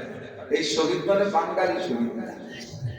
এই শহীদ বাঙালি তো বাংলাদেশের দিকে দলের কেউ আর এক দল লড়াই করতে সে শহীদ হয়ে যায়। আর অরিজিনাল শহীদ কিনে আল্লাহ বলে যে বাংলাদেশের কোন এক যুদ্ধের পরে কয়জন শহীদ, কয়জন যোদ্ধারা মারা গেছে, তার যোগ দিতে কিনে তারপরে শহীদ পাওয়ার জন্য হুজুর বেটাইকে দিয়ে গেছে। নিয়ে নেতারা, সেই কালের নেতারা বলতে কত হুজুর এই যে অমক অমক অমক অমক ওই রফিক শফিক বরকত এরা কি শহীদ হুজুর? আর হুজুরটা পড়ে গেছে টেনশন। আল্লাহ যদি কই শহীদ আর অরিজিনাল যদি শহীদ না হয় তাহলে তো আল্লাহর কাছে যে মাইতে এই করে শহীদের ভিতরে শহীদ করতে গেছি, তাহলে আমি শহীদ করে দিলে আল্লাহর কাছে মাইতাম। আর যদি এই জায়গা করে না ওটা শহীদ না, তাহলে এমনি তারা ধরে অ্যারেস্ট করবে। কি মুক্তি মুশকিল বিপদে পড়ে গেছে। শহীদ কব না কি কব, হুজুররা চুপ করে রয়েছে, ঘন্টা দুই কথা পায় না। এর মধ্যে এক নেতা কাছে হুজুর আর কতক্ষণ বসে থাকবো, কয়টা কিছু কর। হুজুরা যদি কম কি এদিক করি বিপদ, ওদিক করি বিপদ। কয়েকটা আপনাদের কাছে থেকে শুনছি যে শহীদের লাশ মাটিতে পচে না, যে কয়জনকে শহীদ বলার জন্য আপনাকে ডেকে নিয়েছে ওরা তো 3-4 মাস আগে মরছে, একটু বলে দেন যে তুমি খবর খুঁজে দাও, যদি পচে তাহলে শহীদ না, না পচে শহীদ। হুজুর এবার লাইন পেয়ে গেছে, তাই তাই হবে, এই যারা মরছে খবর খুঁজে দেখতে হবে, পচলি শহীদ না, না পচলি শহীদ। একদিন তারা কয় হুজুর তোমরা বাড়িতে পোশাকুচির দরকার নেই, যার পর দরকার আমরা বয়ে দেবো। এবার 7 মাস পর্যন্ত একদিকে দেখা যায় রাস্তার পাশে শহীদ হরিবত, শহীদ হরিবত, হিন্দু আমরা শহীদ হয়েছে। এরকম শহীদ ওহুদের 70 জন শহীদ, যার ভিতরে সাইয়্যিদুশ শুহাদা হামজা রাদিয়াল্লাহু তাআলা আনহু, যার মধ্যে বাসীরুল মালায়েকা ফেরেশতারা যাকে আকাশে উঠাই দিয়ে জান্নাতের পানিতে গোসল করাইতেছে, এই হামজা রাদিয়াল্লাহু তাআলা আনহু বদরের 14 জন শহীদ। এবার গিয়েছিলাম বদরে, এই 14 জন শহীদের নেট প্লেট পিছনে রয়েছে, পাশে দাঁড়ায় তখন মুনাজাত করছি। আমার মনে হচ্ছিল যেন আমার প্রত্যেকটা দোয়া আল্লাহ কবুল করে নিচ্ছে। এই বদরি শহীদের নাম আমার পিছনে দাঁড়ানো, আল্লাহ কেমন যে লাগছে আমি তার অনুভূতি ব্যক্ত করতে পারি।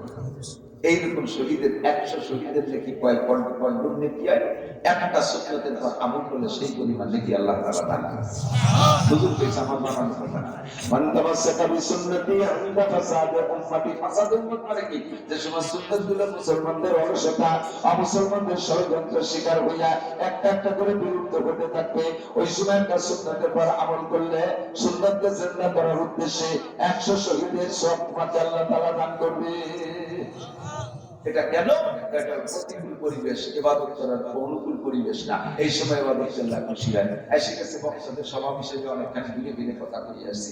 তো বাকি আজকে হজের জন্য মোটামুটি একটা প্রতিকূল পরিবেশ, প্রচন্ড শীত, বাইরে বেরোতেই যাচ্ছে না, মুখ পুড়ে যাচ্ছে।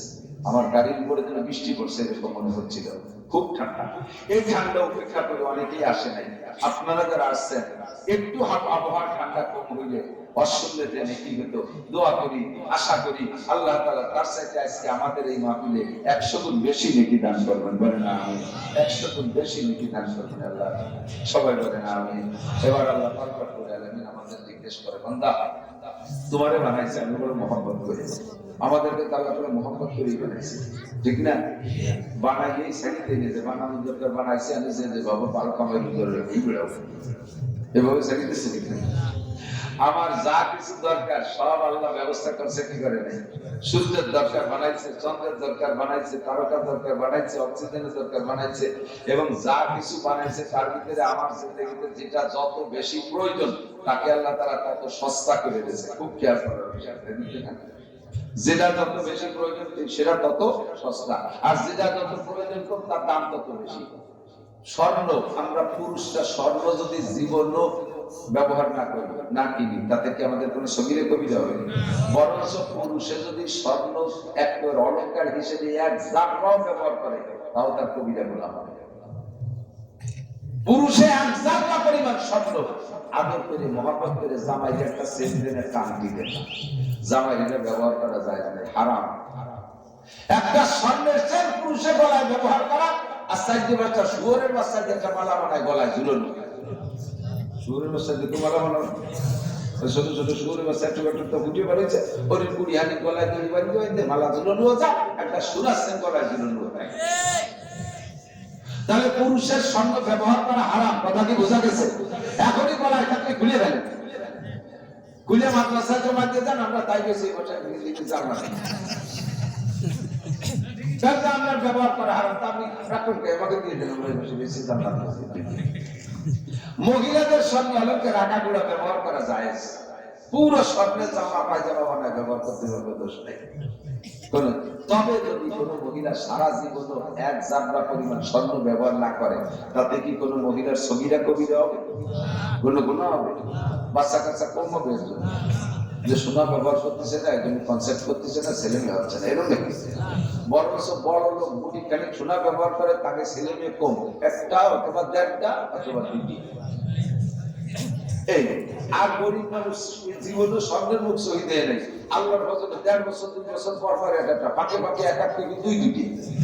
এভাবে তাকে আমল করছে, একটু শোনাও ব্যবহার করে, তাতে বোঝা গেল যে স্বর্ণ ব্যবহার না করলে সগীরে কবিরেও নাই, স্বর্ণ ব্যবহার না করলে পেট খারাপ হয় না, স্বর্ণ ব্যবহার না করলে ছেলে মেয়েও কম হয় না। কথা বল, তাহলে স্বর্ণের 1 পয়সারও দাম নাই, তাইও দরকার না। অথচ সে স্বর্ণের ঘড়ি 2,26,000 টাকা। জানেন নাকি 2,26,000? 2,26,000। তোমরা যারা বিয়ে হরো নাই আর ওই সোনাতে বিয়ে হরার নিয়েছে সিটি গোল্ড কিনে শেষ, সোনা আর কিনা শেষ হয়ে গেছে। আল্লাহু আকবার। তো স্বর্ণ বেশি প্রয়োজন না লোহা বেশি প্রয়োজন? কথা বলেন। লোহা প্রয়োজন, স্বর্ণ তো বুঝাই দিলাম তো লাগেই না। লোহা ছাড়া কিছু হবে না। দাও কাশি ঘুমটা কুরল সবকিছু, দালান কুটা সবকিছুতে লোহা, ঠিক না? স্বর্ণের ঘড়ি 2,26,000 টাকা, লোহাও যদি ওই দামে কিনে কাটিয়ে তো খালি আর খাসি বানায় ধান কাটা রাখতো না, কারণ এটা দায়িত্ব কমাইছে নিয়ে না। আল্লাহ কাইনা ওর কেজি 90 টাকা। প্রয়োজন বেশি, দাম কম, বলবেন না আলহামদুলিল্লাহ। সিস্টেম কার? আরে আমি আপনি আমার নিয়ে কি ভাবি? ভাবে তোমার আল্লাহ। আমি আপনি আমার নিয়ে কি ভাবি? কিচ্ছুই ভাবি না, সম্পূর্ণ ভাবনা ভাবি আমার আল্লাহ সবকিছু সাজায় রেখেছে। আল্লাহু আকবার। এবার স্বর্ণের প্রয়োজন বেশি না মাটির প্রয়োজন বেশি? মাটির প্রয়োজন বেশি, ঠিক না? দেখেন তার দাম আরো কম।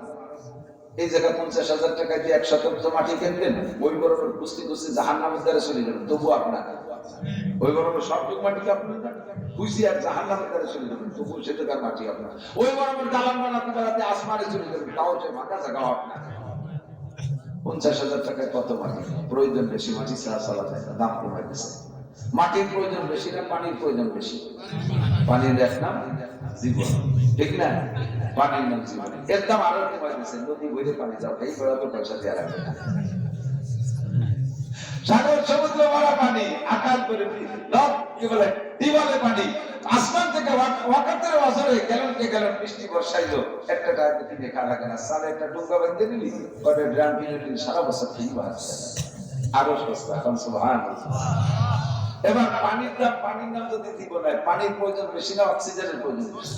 অক্সিজেনের প্রয়োজন বেশি, ঠিক না? আগে একদিন জিজ্ঞেস করছি, কদিন পানির নাম যদি দিব না তাহলে অক্সিজেনের নাম কি? একজনকে অক্সিজেনের নাম মরণ। ঠিকই কইছে, কারণ যদি ভিতরে না দেয় তো তোমার ও জন্মে ঠিক কইছে। তো অক্সিজেন ছাড়া, পানি ছাড়া রমজান মাসে শেষ রাত্রি পানি খাবো, আর 17 ঘন্টা পরে যে জ্যোষ্ঠী মাসে যায় ইফতারিতে 17 ঘন্টা পানি খাবো না, তাতে বেঁচে থাকা যায়। তাহলে রমজান মাসে 17 ঘন্টা অক্সিজেন না নিয়ে তো বেঁচে থাকা যায়। 17 মিনিট 1-1.5 মিনিট শেষ। তাহলে অক্সিজেনের দাম প্রয়োজন আরো বেশি, আল্লাহ সেটাকে একেবারে ফ্রি করে দিয়েছে। বলেন সুবহানাল্লাহ, বলেন সুবহানাল্লাহ, ঠিক না? আল্লাহ পাক রব্বুল আলামিন বলেন, মাটি এত সস্তা করলাম, পানি এত ফ্রি করলাম, অক্সিজেন এত ফ্রি করলাম, জীবন ভরে সূর্যের আলো ব্যবহার করো। তোমার সরকারি কারেন্টের লাইন যদি 3 মাস তুমি বিল না দাও, 3 মাস বিল না দিলে লাইনটা কাইটে দিয়ে যায়। ওয়াসার পানি ব্যবহার করো শহরওয়ালারা, 3 মাস বিল না দিলে লাইন কাইটে দিয়ে যায়। শহরওয়ালারা তোমরা গ্যাস লাইনের লাইনের সাপ্লাই গ্যাস ব্যবহার করো, 3 মাস বিল না দিলে লাইন কাইটে দিয়ে যায়। জীবন ভরে সূর্য দিয়ে আলো দেয়, চন্দ্র দিয়ে আলো দেয়, গ্যালন কে গ্যালন পানি দেয়, নদ নদী খাল বিল করে পানি দেয়। আমি আল্লাহ তোমাদের থেকে কোনোদিনও বিল নেই না। ও বান্দা, এত কিছু বানানোর ভিতরে তোমাদের খেদমতের জন্য আমি আল্লাহ তোমাদেরকে কেন বানাইলাম, আমার এই সৃষ্টি রহস্যটা কি তোমাদের জানা দরকার আছে না? এত লক্ষ লক্ষ কোটি কোটি টাকার পার্সপতি দিয়ে মানুষের বডি বানাইছে। দুটো চোখের কত দাম, দুটো কিডনির কত দাম, দুইটা বাল্বের কত দাম, হাত গুলো বেগের 4টে হাত 4টে রিং পরাইতে চায় 4 বছর 20 লক্ষ টাকা লাগে। তোমার পাকস্থলীর কত দাম, সারা শরীরের অঙ্গ প্রত্যঙ্গের কত দাম, এত দামি অঙ্গ যে তোমারে বানাইলাম, কোটি কোটি নিয়ামত দিয়ে তোমারে লালন পালন করি। আমি এই কাজটা কেন করি, আমার এই সৃষ্টি রহস্যটা কি তোমার জানা দরকার আছে না নাই? জি আল্লাহ, অবশ্যই আছে। বলো তোমার উদ্দেশ্য কি? আল্লাহ তাআলা মা খালাকতুল জিন্না ওয়াল ইনসা ইল্লা লিয়াবুদুন। বেশি বলব না, একেবারে মাথায় মাথায় শিরোনাম বলে শেষ করে দেব। এদিক লক্ষ্য করেন, আমা খালাকতুল জিন্না ওয়াল ইনসা ইল্লা লিয়াবুদুন। অন্য সবাইকে বানাইছি তোমাদের খেদমতের জন্য, চোখে আঙ্গুল দিয়ে প্রমাণ করে দিলাম সবাই তোমাদের খেদমতের পুত্র। ডামান খেদমত ঠিক না? আপনার চারটি ছেলে পরপর ওই ছোট মোটো দেয় 2 বছরের ডিস্টেন্সে শুরুতে একটু এমাটামাটা দেখা গেছিল, 16-17 বছর পরে একটা ঝাঁকি মেরে মেরে জীবন হয়ে যাচ্ছে। 20-25 বছর বয়স হতে না হতে চারটি একটা না জীবন হয়ে গেছে, তাগলা জীবন। বাপ এখন বুড়োকালে যৌবন ফিরে এসে চারটি বাহাদুর ছেলের বাপ লুঙ্গির কেনি ধরে হাঁটে আছে, হাটের মধ্যে 4 ছেলে। এই চারটে যদি বিয়ার বসারায় তাহলে 4,000 টাকা বাপের একটা আলাদা। এই যে সারা দুনিয়া এখন এই সিজনে পুত্র ডেলিভারি চলতেছে, আর কিছুদিন আগে তো চলে আসছে। কোন মা পুত্র যদি 4টে পুত্র সন্তান হয়, মা পুত্রকে এইগুলো গর্ব করতে পারে যে আর মানুষের দুয়ারে যে আমার চলার বাড়ি খাওয়া লাগবে না, একটা বছর খালি অপেক্ষা করো, 4টে ছেলে একবারে ঝাঁকা মেরে জোন হয়ে যাবে, 4টে পুলিশের চাকরি দেবো, আমি খালি ঘরের বাসার তলে বসে বসে আল্লাহ ওরা কামাই দেবে। এরকম আশা করা সম্ভব? মানে আশা করেও আল্লাহ তোমার পেটে জন্ম নিবে, তোমার ওই আশায় বসে তা লাগবে না। পয়সা হয়েছে তোমার পেটে, ওরা ওই আদম জাতির খেদমত করবে, বাড়ি বাড়ি নাইট ডিউটি পালন করবে, ওরা রাত্রের বাড়ি পাহারা দেবে, ওরা বাড়ি night duty guard, night guard হবে, ওরা মানুষের খেদমত করবে, শুয়োরের বাচ্চা, উত্তর বাচ্চা। তুমি মার খেদমত ওরা করবে না, কথা কন? তাহলে সব মিলে আমাদের খাবে, ঠিক তো? কেন আল্লাহ পাক এই ঝুঁকি নিলেন, এই রিস্ক নিলেন, এত দায়িত্ব কেন নিলেন? একটু জানতে হবে। জি আল্লাহ বলেন যে আমার উদ্দেশ্য হলো তোমরা সবাই আমার সবকিছু ব্যবহার করে আমার একটু ইবাদত করবা, আমার একটু ইবাদত। কি বলেন? কি দাবি করছেন? ইবাদত। আল্লাহ কি দাবি করছেন? ইবাদত। ওয়া মা খালাকতুল জিন্না ওয়াল ইনসা ইল্লা লিয়াবুদুন। আমি জিন আর ইনসানকে বানাইছি একমাত্র আমার ইবাদত করি। জি আল্লাহ, ইবাদত করব, ঠিক আছে। ইবাদতের প্রতিদান কি হবে? ইবাদতের প্রতিদান কি হবে?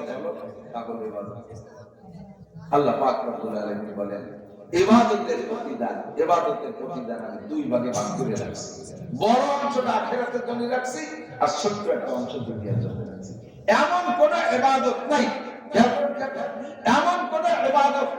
যার প্রতিদানের একটা অংশ আল্লাহ দুনিয়ায় রাখে নাই। 5 ওয়াক্ত নামাজ পড়ি কি দুনিয়ার জন্য না আখিরাতের জন্য? একটু কথা বলেন না, নামাজ পড়লে কি দুনিয়ার জন্য না আখিরাতের? অথচ তার মধ্যে 5টা পুরস্কার আছে, একটা পুরস্কার দুনিয়ার রুজির অভাব থাকবে না, ঠিক কি না? রমজানের রোজা রাখি কি জন্য? জান্নাতের পার্কে বসে আল্লাহর হাতের খানা খাবো, আল্লাহ মুখে উঠে খাওয়াবো, এই জন্যই রোজা রাখি। অথচ নবী পাক বলেন রমজান মাসে ইজাদু ফিহি রিজকুল মুমিন, রমজান মাসে মুমিনের রুজি আল্লাহ তাআলা বাড়াইয়া দেয়। রমজানের রুজি বাড়ে না কমে? কমে না বাড়ে? এমনি সময় জাকাত ইফতারের সময় কয় গুণ খান? বেশি খাওয়া যাচ্ছে, কিন্তু বইলে উত্তরটা খাই নেই খান, কিন্তু আসলে বিজনেস করছি তা না, শরীর নড়িয়ে গেছে। সকালে খানা একটু রাত কাটতে গেছে, বইলে খানা সন্ধ্যের সময় গেছে, রাতে খানা তারাবি করে, 3 ওয়াক্তই হয়েছে 3 রাত ধরে, কিন্তু একটু এলোমেলো হয়ে গেছে। সেই এলোমেলো হওয়ার শোক আদায় করছি কিভাবে? 20 প্রকার ইফতারি দিয়ে বলছে। আজকাল রমজান মাগরিবের আগে সাতটানে এক কান কোসার, একটা চা, একটা বিড়ি, সিগারেট, পান খান, কিন্তু ওই সময় 20 প্রকার ইফতারি। রুজি দেয় কে? গরিব মানুষও ভালো ভালো খান। হজের প্রতিদান আখিরাতে, হজ্জে মাবরুরের প্রতিদান একমাত্র জান্নাত। পরিষ্কার হাদিস। হুজুর বলেন যারা হজ উমরা করে, হাজি সহি হালাল টাকাতে যারা হজ উমরা করছে, মরণকাল পর্যন্ত আল্লাহ তাআলা তাদেরকে আর অভাব দেয় না দুনিয়ায়। প্রমাণ আমি চ্যালেঞ্জ করতে পারি, ইনশাআল্লাহ খুঁজে পাবেন না যে একজন হাজি সাহেব হজের থেকে আসার পরে বাকি জীবন ভিক্ষে খয়রাত করে খেয়ে বেড়াইছে, বড়বাড়ি চাকর হয়েছে, এভাবে ভ্যান চালায় খেয়ে বেড়াচ্ছে, একজন হাজি দেখাইতে পারবেন না। আল্লাহ তাআলা হাজিদেরকে রুজির বরকত দেয়। প্রত্যেকটা ইবাদতের প্রতিদান এভাবে রাখছে, বড় অংশ আখিরাতের জন্য, ছোট্ট একটা অংশ দুনিয়ার জন্য। কেন রাখছে? এদিক টাকা মাহফিল শুনতে এসে আখিরাতের জন্য, ঠিক তো? ঠিক না? কিন্তু যেই মাহফিলে শেষ বক্তার বয়ান যদি ভালো হয়, তাহলে বয়ানের তালে তালে থাকে, আর শেষ বক্তার বয়ান যদি সুবিধে নয়, আস্তে আস্তে গড়িপায় উঠিয়ে যায়। কিন্তু শেষ বক্তার পরে যদি আর একটা কিছু থাকে, তবা একটু প্যাকেট খাবার দেয়, তাহলে আর কেউ ওঠে না। ভালো ওখানে নাম জিন্দগি বসে যাইস নি, পয়সাকে দিয়ে যাবে, ওয়াজ ভালো হচ্ছে না, কিন্তু যায় না, যে প্যাকেজ আছে। তো যেই মাহফিলের সাথে তবারক থাকে, ওই মাহফিলের শেষ পর্যন্ত শ্রোতা থাকে। আল্লাহ পাক বলেন প্রত্যেক ইবাদতের সাথে যদি দুনিয়ার একটু তবারক থাকে তাহলে বান্দা ইবাদতটা করবে খুব আগ্রহের সাথে। এই জন্য প্রত্যেকটা ইবাদতের সাথে দুনিয়ার একটা অংশ রেখে দিয়েছে। فَلْيَعْبُدُوا رَبَّ هَذَا الْبَيْتِ الَّذِي أَطْعَمَهُم مِّن جُوعٍ وَآمَنَهُم مِّن خَوْفٍ। আমার ইবাদতের পদ্ধতি দুইটা, দুনিয়ায় দুইটা দিন, দুনিয়ায় দুইটা দিন। তুমি এই ঘরের রবের ইবাদত করো, তিনি তোমাকে কি দেয়? আল্লাযী আতামাহুম মিন জু, যে তোমাকে সকল ক্ষুধা দূর করে দেয়, অভাব-অনটন দূর করে দেয়, আর যে আল্লাহ তাআলা তোমাকে নিরাপদে বসবাসের ব্যবস্থা করে দেয়। সত্যই বাংলাদেশ সরকারকে সেই ছোটবেলাতে সময় প্রথম সময় বয়ানের সময় মাঠে নামছি, সেই সময় থেকে হক কথাগুলো বলার একটা অভ্যাস ছিল, কারণ আমরা তো সেই হক গাছের ডাল এগুলো বলার ইচ্ছা, সেই থেকে বলে আসছি সরকার তুমি ল্যাবতে দেশে দুর্নীতি দমন করতে পারবা না, দুর্নীতি দমন কমিশন দিতে পারবা না, কারণ দুর্নীতি দমন কমিশনও দুর্নীতি করে। পুলিশের ভিতরে একটা ডিপার্টমেন্ট বানাইছে অ্যান্টি কারাপশন, যে অ্যান্টি কারাপশন আলাদা, তার মানে দুর্নীতি দমন। ওরাও বলে দুর্নীতি করে, ঘুষ খায়, ওদের ধ্যান করে আরেকটা বানাইছে অ্যান্টি কারাপশন, এবারে তারাও খায়। সুবহানাল্লাহ। এমটি কারাপশন আলাদা, ঘুষ খায়, তাহলে কারেন্টে টাকা মারে, এইগুলো কিছুতে ঠেকাইতে পারবা না।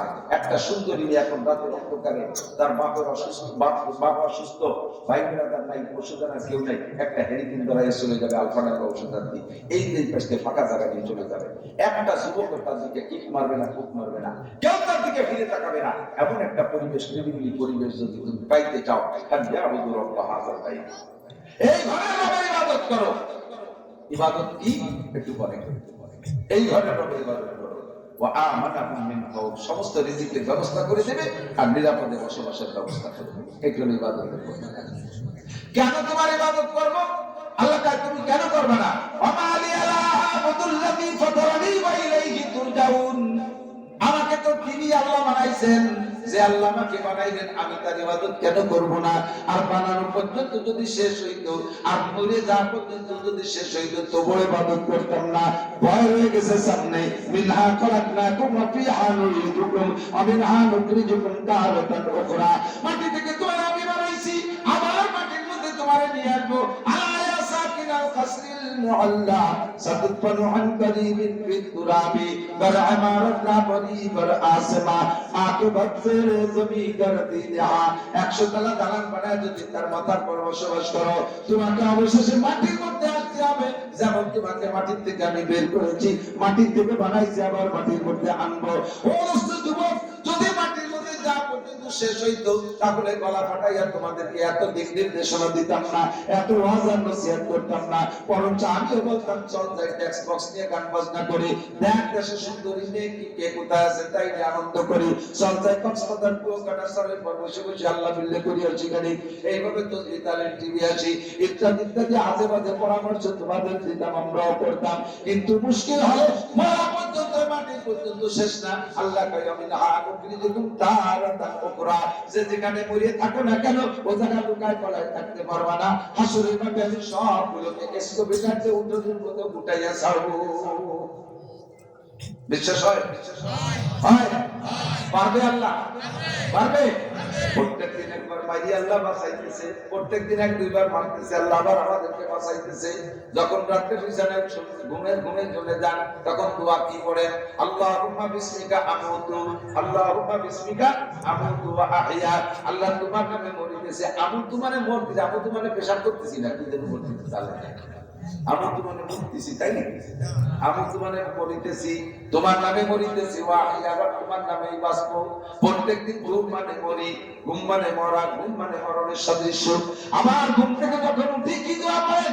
আলহামদুলিল্লাহিল্লাযী আহইয়ানা বা'দা মা আমাতানা ওয়া ইলাইহিন নুশুর। সব প্রশংসা ওই আল্লাহ, যে আল্লাহ পাক আমাকে ৬ ঘন্টা মেরে রাখার পরে আহইয়ানা আমাদেরকে বাঁচাই দিয়েছে, বা'দা মা আমাতানা কিছুক্ষণ মেরে রাখার পরে, যে আল্লাহ মেরে রাখার পরে বাঁচাই দিতে পারে। ওয়া ইলাইহিন নুশুর, ওই আল্লাহ তাআলা স্থায়ী মরণ দেওয়ার পরে কিয়ামতের ময়দানে উঠাইতে পারবে কিনা?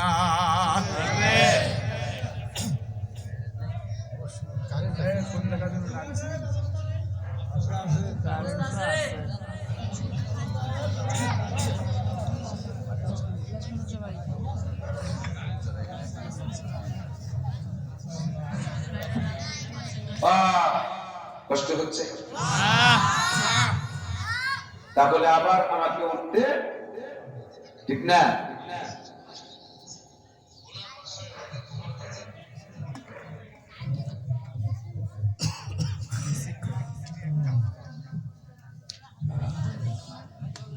তাহলে ইবাদত করবো কার?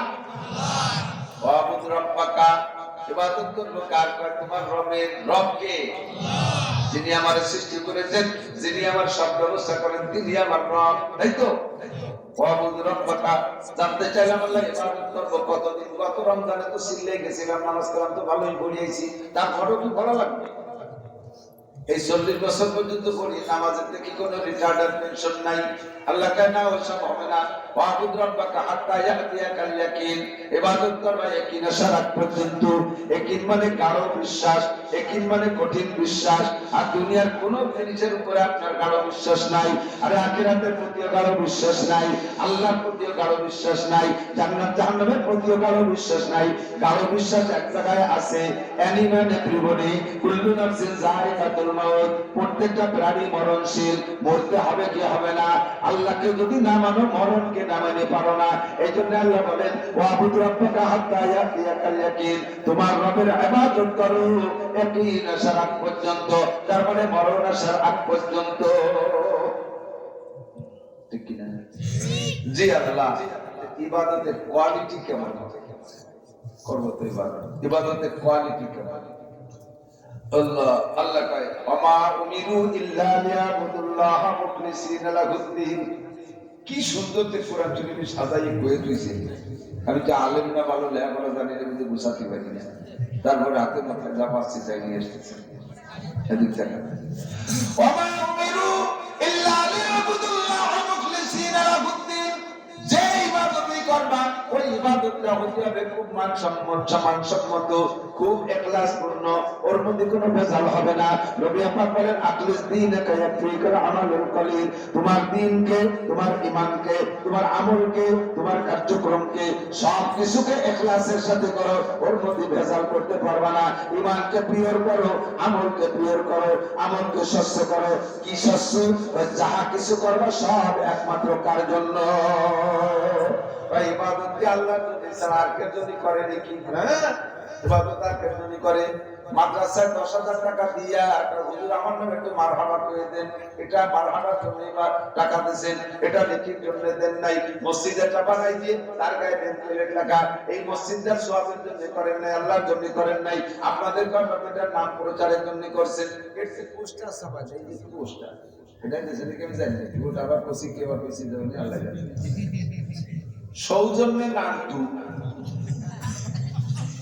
সৌজন্যে নান্টু, এই সবাই থেকে পোস্টার দিলাম এই জন্য যে যত মানুষ আমার পোস্টার দেখবে তারা এখানে আসবে, এই নেকি পাবো। সব মানুষ আসবে তোমার পোস্টার দেখে, নেকির সাথে কি করছে? সৌজন্যে নান্টু লেখছে দিলাম একটু, সামনে 2 বছর সবাই একটু সেন দেখে একেবারে আগাসারা হয়ে গেছে কাম। ওই যে সৌজন্য লাগছে মসজিদে ভ্যানেটটা দিয়ে সৌজন্য আনবা, কে তোমার আপনার সৌজন্য নাম না লেখলে তোমার বাপ নাকি পাবে না? আল্লাহ কে বলছে না যে কি তুমি দিতেছ? আল্লাহকে তোমার মতো আমার মতো অত বড় লোক নেই। আল্লাহ একটা দিয়ে সৌজন্য আমল, ফ্রিজ একটা দিয়ে সৌজন্য আমল, এসি একটা দিয়ে সৌজন্য আমল, বিল্ডিং একটা করে দিয়ে সৌজন্য আমল, এই সবগুলো শিরিক ইবাদত। আল্লাহ কয় ওয়াবুদ রাব্বাকা হাত্তা আমা উমিরু ইল্লা লিয়াবুদুল্লাহ মুখলিসিনা লাহুদ্দিন ওয়া লা ইউশরিকু বিইবাদাতি রাব্বিহি আহাদা। ইবাদত করবা তোমার রবের জন্য, ওর সাথে কেউ শরীক করতে পারবে না।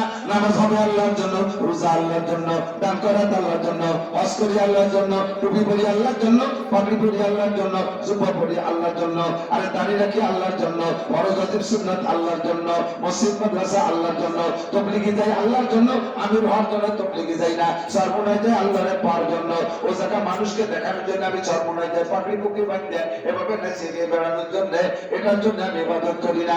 ইবাদত করবো কি বললো না বলো, কিছু অসুবিধা না, আমি ইবাদত করব আল্লাহর জন্য, ঠিক না? আপনি তাকে দাড়ি রাখতেন না, এখন তো দাড়ি রাখছেন, এই বয়সে দাড়ি না রাখলে মান শিখি কয়, তাহলে এই যে দাঁড়িয়ে রাখছে এটা কার জন্য? মানুষের জন্য, আল্লাহ রাসূলের জন্য না। এটা শিরিক ইবাদতের ইখলাস। আপনি তখন নামাজ পড়তেন, আপনি মসজিদে আসেন, বিটিকে জ্বালায় বাড়ি আর কায়দা আছে নাকি? তাহলে এই যে নামাজ পড়তে আসে এটা বিটিকে জ্বালায়, আল্লাহ জ্বালায় না। বুঝলেন? মাঝে মাঝে আমরা বক্তার আওয়াজ থেকে ঘরে যাওয়ার পরে প্রতিক্রিয়ার অপেক্ষায় থাকি, দেখি কি প্রতিক্রিয়া আসে। যদি কেউ ভালো নজ হয়েছে সেই সময় খুশিটি করে, আর যদি আজকে যদি কি করে হয়তো তাড়াতাড়ি আমি খাবো না, আমি ব্যাটে করে যে খাবো না, তাড়াতাড়ি বিদে মাঠ ছাড়ার চেষ্টা হবে। তুমি যদি প্রশংসার লোভে রস করো, তো প্রশংসার লোভে রস বানাইতে সাজাইতে তোমার নিজের দায়িত্ব। আর যদি উম্মতকে কিছু দিয়ার নিয়ে ওয়াজ করো, তাহলে কিছু মাথায় নিয়ে কথা লাগবে না, আসমান থেকে আল্লাহ তাআলা কথা শিখিয়ে দেবে, উম্মতের যা প্রয়োজন ওই কথাগুলো পেটের থেকে বেরোতে থাকবে। কয়টা গজল বানায় নিয়েছে, ওই গজল কয়টাকে সুর দিয়ে গাইয়ে মিলিয়ে দিতে হবে। এর জন্য আগে পাশে কথা সাজাইয়ে গজলের দ্বারা যে মাকে ব্যাক হয়ে এটা নিয়ে এই যে কথাগুলো বলবো, এই কথার মধ্যে বাংলার মধ্যে এতখানি টান টিকে টানের মধ্যে কতটুকু কথা পরিষ্কার করা যায়। ও এই যুবকের মধ্যে কয়ালি টান আছে, মানে হলে সুর আছে, সুর শুনতে যাবে না, কথা বলে দেওয়া যায় মানুষের। এই যে সুরবন্দি আমার নাইগুলিদের সুরের সাথে বিরোধিতা করতেছি, তারা দেওয়া তুমি সুর, কিন্তু পরিবারের মধ্যে আমি 1 ঘন্টায় নামাজ করি, এরা সুর দিতে যে 3 ঘন্টা তা হয় না। উদ্দেশ্য হলো নিজেকে ভাইরাল করা, নিজের প্রশংসা করা। ওয়াজ করতেছে তার মধ্যে আবার তসবিহ আছে, তসবিহ আছে, তার তো গুটিও পড়ে। তাকে ওয়াজ করতেছে, তুই কথা গুনি গুলিয়ে ছাড়তেছে, এটা তো তসবিহ আছে।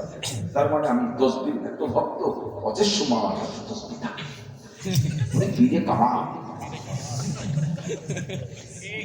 চা দোকানে বসে চা খায়, গল্প করে, আবার এই গুটি শোনে, আবার চা খায়, কথা তো কথা কও, চা খাও, গুটি চলে, একই কলম জাগিয়ে গেছে। কলম যদি জাগিয়ে একটা মালা লাগবে কি বাজার মধ্যে এই মালা না স্যার, তার মানে দেখা গেল করছে হিসাব। সব শিরিক নির্বাচন, সব শিরিক নির্বাচন। নামাজের মধ্যে ইমাম সাহেবরা কেরাত পড়বেন, আইম্মায়ে মাসাজিদ চলে নামাজের মধ্যে কেরাত পড়বেন। আপনি একটা কেরাত লম্বা পাতলা পাতলা করে লম্বা করে তাকে সুর দিয়ে পড়তেছেন। উদ্দেশ্য যদি থাকে তো মুসল্লিরা আমার এই কেরাতের প্রশংসা করবে, আমার প্রশংসার সাথে আমার ইমামতিটা ঠিক থাকবে, তাদের সর্বনাশ। আপনার ইচ্ছা থাকবে, আর লাহজার মধ্যে যদি অভিজ্ঞতা থাকে, নিষ্ঠতা থাকে, তা সুর লাগে। সংক্ষেপে ছোট ছোট করে পড়লেও আল্লাহর মধ্যে তার সঙ্গে মুসল্লিরা খেয়াল করেন। আপনি অল্পক্ষণের ভিতরে বেশি কিরাত পড়ার চেষ্টা করবেন। কেন? মান করা হারফাম মিন কিতাবিল্লাহ ফালাহু হাসানাতুন ওয়াল হাসানাতু বিআশরি। সংসার করা ইবাদত, ব্যবসা বাণিজ্য ইবাদত, পুলিশের চাকরি ইবাদত, আর্মির চাকরি ইবাদত, মিডিয়ার চাকরি ইবাদত, যা কিছু করবার সব ইবাদত। তবে প্রত্যেকটা কাজের মধ্যে দুইটা দিক আছে, একটা দিক হলো হালাল আর একটা দিক হলো হারাম। আল্লাহ পাক বলেন মাতা কুমুর রাসূল ফাকুযুহু, আমার নবী যে কাজটা যেভাবে করতে বলেছে ওই কাজটা ওইভাবে করো, আর নবী যে কাজটা যেভাবে ছাড়তে বলেছে সেই কাজটা সেইভাবে ছাড়িয়ে দাও, তাহলে ইবাদত হবে। জামা পরবা ইবাদত, ডান হাতটা আগে ঢুকাইয়া বাম হাত পরে ঢুকাইয়া বোতাম লাগাই দিবা, পড়াও হবে, ইবাদত হবে। বাম হাত আগে ঢুকাইয়া ডান হাত পরে ঢুকাইয়া বোতাম লাগাবা, পড়া হবে, ইবাদত হবে না। ডান পা জামার ভিতরে ডান পা আগে ঢুকাইয়া বাম পা পরে ঢুকাবা, ভিতরে বেল্ট লাগাই দিবা, পড়াও হবে, ইবাদত হবে। বাম পা আগে ঢুকাইয়া ডান পা পরে ঢুকাবা, পড়া হবে, ইবাদত হবে না। একই কাজের মধ্যে দুইটা দিক। কথা বলেন? প্রত্যেকটা কাজের মধ্যে হাত দিয়ে আমি বলছি শুধু ছিল না, গাছে উঠার গোড়া ধরাই দেবো, এরপরে আপনি খুঁজে দেখবেন যে এমন অবস্থা আসছে এখন আপনি সব কিছু ভাগ করতে ভাগ করে ফেলতে পারবেন। আমার পকেটে টাকা আছে, আমার পকেটে টাকা আছে, এই টাকা আমার, এই টাকা আমার হাতে আছে, আমার রক্ত পানি করা হালাল টাকা। এই টাকাই আপনি এখন আমার হাতের থেকে কেড়ে নিয়ে যাবেন, ওই টাকাটা আপনার হাতে যেয়ে হারাম। একই মালা সন্তান জন্ম, সন্তান সন্তান স্বামী স্ত্রী নারী পুরুষের মিলনের সন্তান হয়। এই নারী পুরুষ যদি বিবাহ সূত্রে নারী পুরুষ হয় তাহলে সন্তানটা হালাল। আর এটা যদি বিবাহ সূত্রে ছাড়া অবৈধভাবে মিলন করে সন্তান ঠিক হবে, সেটা হারামজাদা জালিল বাচ্চা। কি সুন্দর হয়েছে না? প্রত্যেক আর কিছু বাকি আছে? তাহলে ইবাদত, আল্লাহ ইবাদত যদি বানাইলেন, ইবাদত কেন করবো তা বুঝলাম, ইবাদত করলে লাভ কি তা বুঝলাম, ইবাদতের কোয়ালিটি কেমন হবে তা বুঝলাম, লাস্টে বুঝলাম ইবাদত কি। এখন আপনি খুঁজে খুঁজে ইবাদত করেন, সব কিছু ইবাদত হয়ে যাবে। নবী গুইয়াম কে আজ দুনিয়া জুদাবাস বাহার কারে কে বাসি বা খুদাবাস। তোমার বলি না ইবাদত করতে বঙ্গোপ সাগরে চলে চলিয়া যাও, তোমার বলি না ইবাদত করতে তুমি পাহাড়ের চূড়ায় বসো, তোমার বলি না তুমি ইবাদত করতে লোকালয় ছেড়ে অন্য কোথাও চলে যাও, এই জায়গায় থাকবা, এই জায়গায় থাকবা। तुम जाके उनसे कह दो कि मरने में कमाल नहीं, तुम जाके उनसे कह दो कि मरने में कमाल नहीं, जल जल कहते यार में देना कमाल है। এক যুবক এক যুবতীর সাথে প্রেম করছে, ধরা দেয় না, ধরা দেয় না, একটু একটু লোভ দেয়, আমার কাছে বৃদ্ধি দেয় না, লাস্টে দুঃখের জ্বালায় রশি দিয়ে গাছে হচ্ছে গলা জড়িয়ে নিয়ে মরে। এই খবর যাইয়া রায়বার যে সেজে সেমিনারি করছে যে তুই একটু ধরা দিলি না, ছেলের কাছে দিলি যাচ্ছে, আত্মহত্যা করতে যাচ্ছে। তো খবর পাঠাইছে, তুমি যাকে উনসে কহ দো, তুমি যাই তারে বলে দাও कि मरने में कमाल नहीं, প্রেম করতে দে মরে যার মধ্যে কোনো যোগ্যতা নাই, বলকে চল চল কে হাজরে যার में जेदा कमाल है। বেঁচে থাকবা, কখনো প্রেমাস্পদ প্রেমিকা তোমারে জ্বালাবে, কষ্ট দেবে, ওর ভিতরে থেকে কখনো কষ্ট দেবা, কখনো সুখ নিবা, এই জ্বালা আর জ্বালার ভিতর দিয়ে টিকে থাকতে হবে। এর নাম হলো কেডিট, এর নাম হলো কৃতিত্ব। এই দুনিয়াকে সাইডে দিয়ে সংসন্নে শেষে যা পাহাড়ের উপরে যাইয়া ইবাদত করবে, এর মধ্যে ক্রেডিট না, বউ বাচ্চা সব থাকবে, ধান খেত সব থাকবে, ব্যবসা বাণিজ্য থাকবে, এর ভিতর থেকে নামাজ পড়বো, এর মধ্যে থেকে রোজা রাখবো, এর মধ্যে থেকে যাকাত দেবো, এর মধ্যে থেকে দান করবো, এর মধ্যে থেকে তাহাজ্জুদ পড়বো, আবার সকালবেলা উঠে খেত খামারে যাবো, এটাও করবো ওটাও করবো, সব করবো আল্লাহর হুকুম আর নবীর তরিকায়, তাহলে সব কিছু আমার ইবাদত। ঠিক না? ও যুবক, জেনারেল পড়ে আমার ওই ডিসি কামরুজ্জামানের মতো একটা ডিসি হল নিয়ে থাকো, ফজরের নামাজ পড়তি, বক্সেরপুর যায় ফজরের নামাজ পড়ে, পরিচয় দেন আমি ডিসি, দুটি গাড়ি দিয়ে নামাজ পড়ে আবার গাড়ি পুঁছে চলে যায়, মাদ্রাসার একটা গল্লিতে দেখে যায়, পরে যে ফোন আসেন 2 টন মাল দিয়ে যান, আমি দেখে আসছি। এরকম মানুষ এরকম একটা ডিসি হও, এখন থেকে যে ডিসি পর্যন্ত হইতে যত লেখাপড়া, ইংরেজি পড়বা, অঙ্ক পড়বা, সব তোমার ইবাদত হবে। আমি কই না, কওয়া রাসূলুল্লাহ সাল্লাল্লাহু আলাইহি ওয়াসাল্লাম কাফিন আমারি বিতাসাউরু বিসুরাতিল আমারি দুনিয়া সুন্নাহ সিবিল আমারি আখিরা বিহুসনিল নিয়াত। দেখতে কাজটা দুনিয়া, পিছনে যদি নিয়ত ভালো থাকে, ও দুনিয়াটা ইবাদতে পরিণত হয়ে যায়। পড়া যাবে তো? পড়া যাবে তো? আল্লাহ তাআলা আমাদের ইবাদত সঠিকভাবে করার তৌফিক দান করুন। এখন থেকে রমজান পর্যন্ত দোয়া হবে, আল্লাহুম্মা বারিক লানা ফি রজবা ওয়া শাবান ওয়া বাল্লিগনা রমাদান। রজব শাবানের বরকত আমাদের দান করো, বলেন আমিন। আর এই 9 মাস যেতে বাঁচায় রাখছে, আর 2টা মাস মেহেরবানি করে রমজান মাসে পৌঁছে যাও।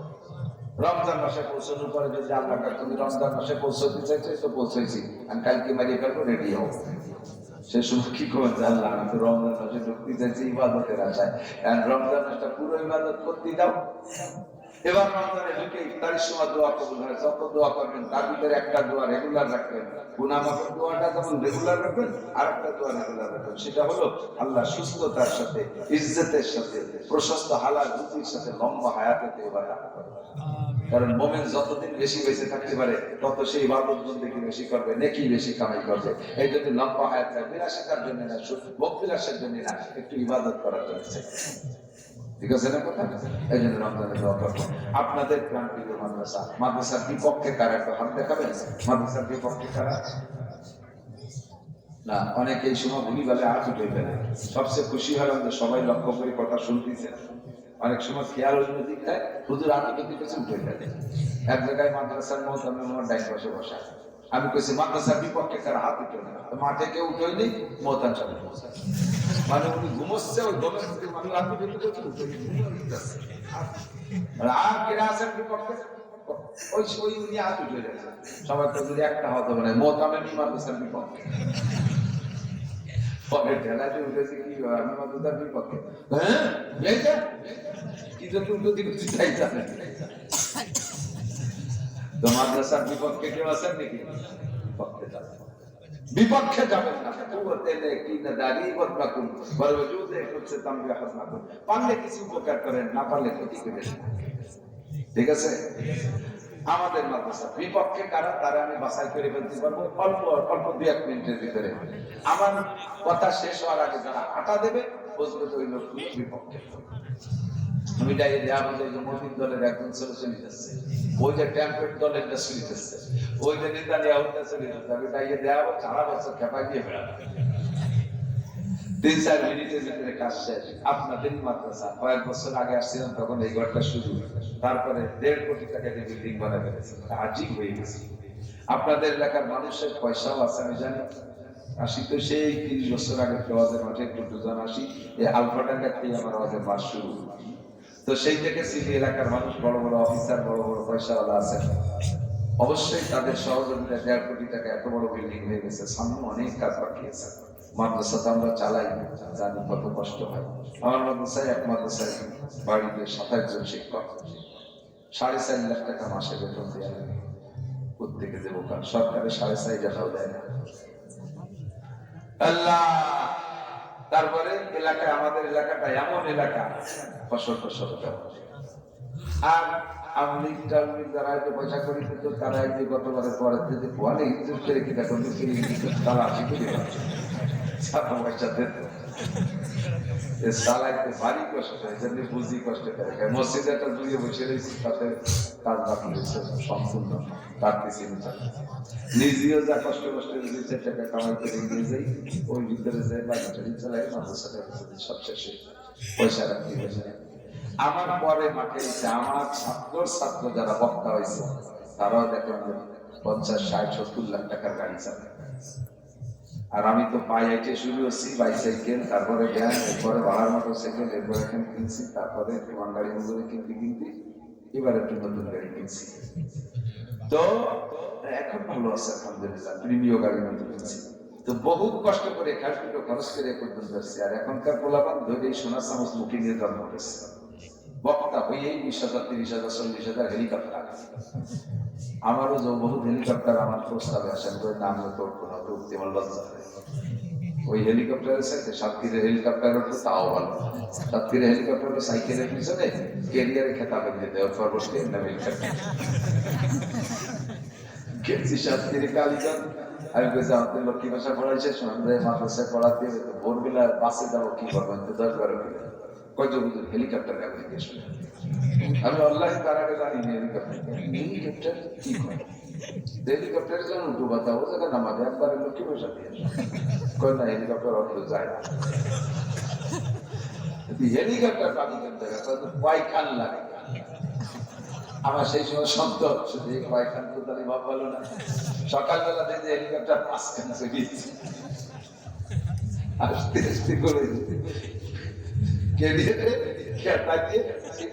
আমি বসবো আর একজন বসবে, 2 জন হেলিকপ্টারের পিছনে। আর তোর পায়ে থেকে বসে হাঁটে যাবো, তোর ওই হেলিকপ্টারে নড়বো না।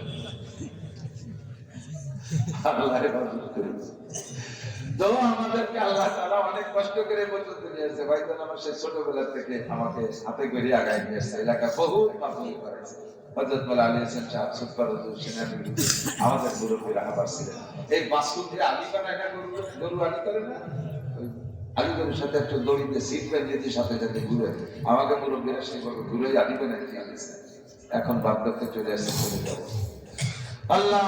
তো যাই হোক, এগুলো ভিন্ন কথা। এই মাদ্রাসার কয়টা জানালা বাকি আছে, তারপর প্লাস্টার টাইলস বাকি আছে, থাই গিলাস বাকি আছে, জানলা থাই গিলাস, এক একটা থাই গিলাস একটা জানলা সব কয় টাকা পড়বে তত জানি 5,000 ও থাই 5,000 কয়টা 40টি 45 2 লাখ। এর ভিতরে অবশ্যই 40 জন মানুষ আছেন যারা 5,000 করে দিতে পারে, কেউ 10,000 দিতে পারেন। 2টা জানালা আপনি মাদ্রাসার ঘরের জন্য 2টা জানালা দেবেন, আমি দোয়া করবো আল্লাহ তাআলা আপনার আব্বা মার কবরে জান্নাতের জানালা খুলে দেবেন, বলবেন না আমিন। গতকাল শনিবারে আমার মা মারা গেছে, অনেক বয়স হয়েছে, 100 বছর হয়েছে, মা মারা গেছে শনিবারে। তোমার জন্য নিয়ে করছি, মাদ্রাসার মসজিদে কাজ চলতেছে, বাড়ির মসজিদে কাজ চলতেছে, 2 জায়গার কাজ স্থায়ীভাবে কিছু করে দেবো ইনশাআল্লাহ, যাতে কিয়ামত পর্যন্ত আমার মা ওখান থেকে নেকি পায়। একটু আপনার জন্য, নিজের জন্য, আব্বা আমার জন্য এই মাদ্রাসায় দুইটা জানালা দিয়ে আপনার কবরের জানালাও তৈরি করে যান, আব্বা আমার কবরের জন্য জানালা তৈরি করে যান। কোন আল্লাহর বান্দা মোহাম্মদের সাথে এই 500 টাকা দিয়ে শরীর হয়েছে, 500 টাকা দিয়ে একটা জানালার টাকা দেওয়ার মতো কোন আল্লাহর বান্দা আছে? দোয়া করবো, প্রাণ খুলে দোয়া করবো। ওই যে শাহিদ ভাই একটা জানালা, বলেন আলহামদুলিল্লাহ। আল্লাহ হায়াতে দেবা বাড়ায় দাও, সুস্থতার সাথে লম্বা হায়াত দাও, হালাল ভাবে লাখ লাখ কোটি কোটি টাকার মালিক বানায় দাও, সপরিবারে বারবার মক্কা মদিনা জিয়ারত নসিব করো, বংশের মরহুম মুর্দাগানদেরকে বিনা হিসাবে জান্নাতি করে দাও। একটু বলবেন না আমিন? সবাই বলেন আমিন। আপনি এই তো আনেন 5,000 টাকা, 5,000 আজকে দেওয়া লাগবে না, কালকেই দেওয়া লাগবে। আপনি 1 মাসের মধ্যে দিয়ে 1 মাসের মধ্যে দিয়ে 1 মাসের মধ্যে দিয়ে 5,000 টাকা। মরবেন না, অভাবে মরবেন না। কাজে যদি আপনার মারাত্মক একটা রোগ আসে 10, 20, 50,000 টাকা জাহাঙ্গীর আলম সাহেব মাদ্রাসার মতো একটা জানালা 5,000 টাকা একটা তাই গিলাস। আল্লাহ দান কবুল করেন। জাহাঙ্গীর আলম সাহেবকে আল্লাহ সুস্থতার সাথে লম্বা হায়াত দান করেন। আল্লাহ আমার সন্তানদেরকে হালাল উপার্জনের পথ দরজা খুলে দেন, সপরিবারে মক্কা মদিনা জিয়ারত নসিব করেন, বংশের মরহুম মুর্দাগানদেরকে জান্নাতি করে দেন। আর কি আছেন? 5,000 টাকা একটা জানালা, 5,000 টাকা একটা জানালা তাই গিলাস। আল্লাহ তোমার বান্দাদের দান কবুল করো, দিল তৈরি করে দাও। ভাই মুরব্বী যারা কবরে চলে গেছে তাদের রূহের মাগফিরাতের জন্য আপনার এটা সদকা জারিয়া হিসেবে থাকবে। মোহাম্মদ আবুল হাসান মিয়া একটা জানালা, আল্লাহ দান কবুল করেন। আবুল হাসান মিয়াকে আল্লাহ কবুল করে নেন, দানকারীকে দিনের জন্য কবুল করে নেন, বংশের মরহুম মুর্দাগানদেরকে জান্নাতি করে দেন, হালাল ভাবে অনেক টাকার মালিক বানায় দেন। ব্যবসায়ী বাণিজ্যিক ভাইরা, যুবকরা, চাকরিজীবীরা, আমার মুরব্বী বাবারা, ছেলেমেয়েরা বিদেশ থাকে, একটু আপনি বললেই তারা পাঠিয়ে দেবে। একটু ওয়াদা করে যান 5,000 টাকা একটা জানালা। আর কে আছেন? কে আছেন? টাকা ডাক্তার শফিকুল ইসলাম, আল্লাহ ডাক্তার সাহেবের হাতজত বাড়ায় দাও, ওনার কাছে যত রোগী আসবে সবাই যেন সুস্থ হয়ে যায়। আল্লাহ ওনাকে সেবা খেদমতের বদৌলতে আল্লাহ সুস্থতার সাথে লম্বা হায়াতের দেবা দান করো, হালাল ভাবে অনেক টাকার মালিক বানায় দাও, সপরিবারে মক্কা মদিনা জিয়ারত নসিব করো। আর কে? 5,000 একটা জানালার থাই গিলাস, একটা জানালার থাই গিলাস 5,000 টাকা। অভাবে পড়বেন না। বছরের শেষে যে যদি আপনার এই 5,000 টাকা থেকে যান এখানে দেওয়ার কারণে হুজুরকে ফোন দিয়ে যা ফেরত পাঠায় দেবেন। আমি এই চ্যালেঞ্জ কেন করলাম? আমি জানি আল্লাহ আপনাকে ঠেকাবে না। আল্লাহ কাছে 10 গুণ বাড়াই দেবো, 10 গুণ। আর কি জানো না? শহীদুল ইসলাম বলে গেছে, আগের মধ্যে মরেছে বাড়িতে। হ্যাঁ, কাপড়ে দিলাম। শহীদুল ইসলাম সাহেব একটা জানালা, বলেন আলহামদুলিল্লাহ। আল্লাহ ব্যবসা বাণিজ্যে বরকত দান করো, সপরিবারে মক্কা মদিনা জিয়ারত নসিব করো, সুস্থতার সাথে লম্বা হায়াত দান করো, মরহুম মুর্দাগানদেরকে জান্নাতি করে দাও, নেক সন্তানের আত্মা বানায় দাও। আছেন আর কেউ? আছেন এই দোয়া নেবেন? দোয়া নেবেন? একটু বলেন মহব্বতের সাথে বলেন। কি নাম? মোহাম্মদ মুস্তাক, জনাব মুস্তাক সাহেব একটা জানালা থাই গিলাস, আল্লাহ দান কবুল করেন, হায়াতের দেবা বাড়ায় দেন, সুস্থতার সাথে লম্বা হায়াত দেন, হালাল ভাবে লাখ লাখ কোটি কোটি টাকার মালিক বানায় দেন, নেক সন্তানের আত্মা বানায় দেন, পারিবারিক সুখ শান্তি দান করেন, সকল প্রকার রোগ ব্যাধি বালা মুসিবত থেকে হেফাজত করেন, বংশের মরহুম মুর্দাগানদেরকে জান্নাতি করে দেন। সবাই বলে আমিন। কে আছেন এই মোটা দোয়া নেবেন? এত দোয়া আপনার বাড়ি যদি আমাদেরকে ডেকে নিয়ে করান তাহলে কয় মন জিলাপি লাগবে? কোন ওই জিলাপিটা হাতে করে রাখতে হয়ে যাচ্ছে, ওদিকে ওই যে ঝামেলা করা লাগছে। জিলাপি বানানো সারাদিন ধরে কত কষ্ট। আমরা সহজে দোয়া দিয়ে দিচ্ছি, একটু দেন, একটা জানালা দেন। যার টাকা হালাল তার টাকা আল্লাহ কবুল করবেন। যার টাকার মধ্যে সন্দেহ আছে আমি হাজার কাহিনী করে নিতে পারবো না। যার টাকা হালাল তার টাকা দিতেই বাধ্য থাকবেন। যদি না দেন তাহলে বলবেন যার মধ্যে সমস্যা আসে বলে দিচ্ছে না, চুপ করে বসে গেছে। একটু বলেন যার টাকা প্রমাণ একটা হালাল একটা জানালা 5,000 টাকা, 5,000 টাকা। আছেন? আছেন? দোয়া করবো, দোয়া করবো, একটু দোয়া করবো, আল্লাহ কবুল করুন। আচ্ছা, 5,000 টাকার একটা না দিতে পারলে আমরা 2-3 জনে মিলে একটা দিয়ে বেরি। 2,000 টাকা, 2,000 টাকা। একজন বলেন 2,000 টাকা জানালার জন্য, 2,000 টাকা জানালার জন্য, 2,000। আল্লাহ তোমার বান্দা তৈরি করে দাও, দিন তৈরি করে দাও। কিনা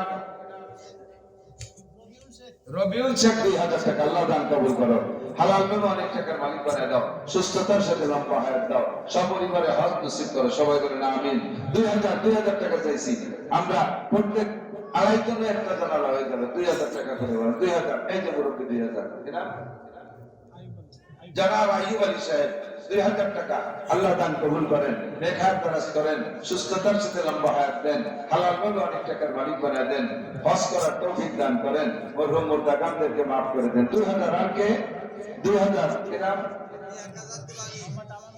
আমানুল্লাহ, আর ওই যে 1000 কি নাম আপনার মুতাহার সাহেব 1000 আর আমানুল্লাহ সাহেব 2000। আল্লাহ দান করুন। একটা হয়ে গেছে ফিরে আর একটা 2000 হয়েছে। কিরা আছেন বলেন?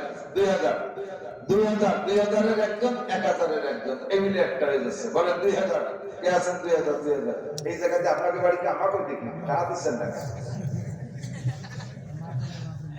আমার মাদ্রাসার মাঠে মিলে 20,000 লোক তাও কইছি 36,000 টাকা হচ্ছে।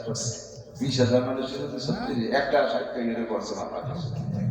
আপনি যে ওয়ার কই এত মানুষ 10 টাকা করে টাকা দিলে 2 লাখ টাকা দিল। কে আছে? আর তো 2000 1000 ও 1000 টাকা কি নাম?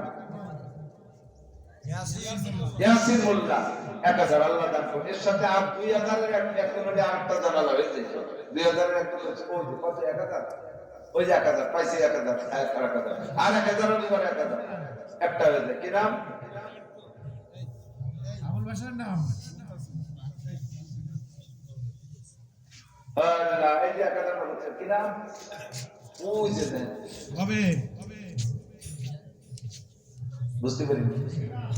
বিলাল হুসাইন 1000 এই যে 4টা জানালা 5000 আল্লাহ দান কবুল করেন, নেক হায়াত দারাজ করেন, হালাল ভাবে অনেক টাকার মালিক বানায় দেন, সুস্থতার সাথে লম্বা হায়াত দান করেন, বিলাল ভাইকে হযরত বিলালের সাথে জান্নাতি করে দিয়েন। আবুল বাশারের নাম লেখেন তো। আবুল বাশার জানালা একটা আবুল বাশার 2000 টাকা আবুল বাশার 2000 টাকা আল্লাহ দান কবুল করেন, নেক হায়াত দারাজ করেন, সুস্থতার সাথে লম্বা হায়াত দেন। আজকের পকেটে 1000 500 200 100 টাকার নোট আছে না? কোথায়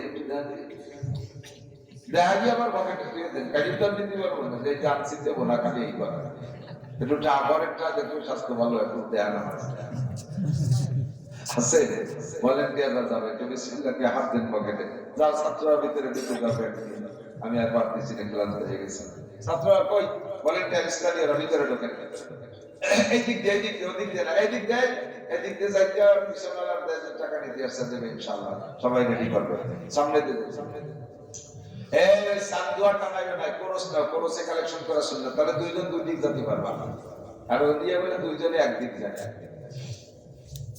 জামার কোরস করতে না, সবাই বলে ঢুকে একটু পকেটে হাত দেন, বিসমিল্লাহ করে হাত দেন, একটু হাত দেন।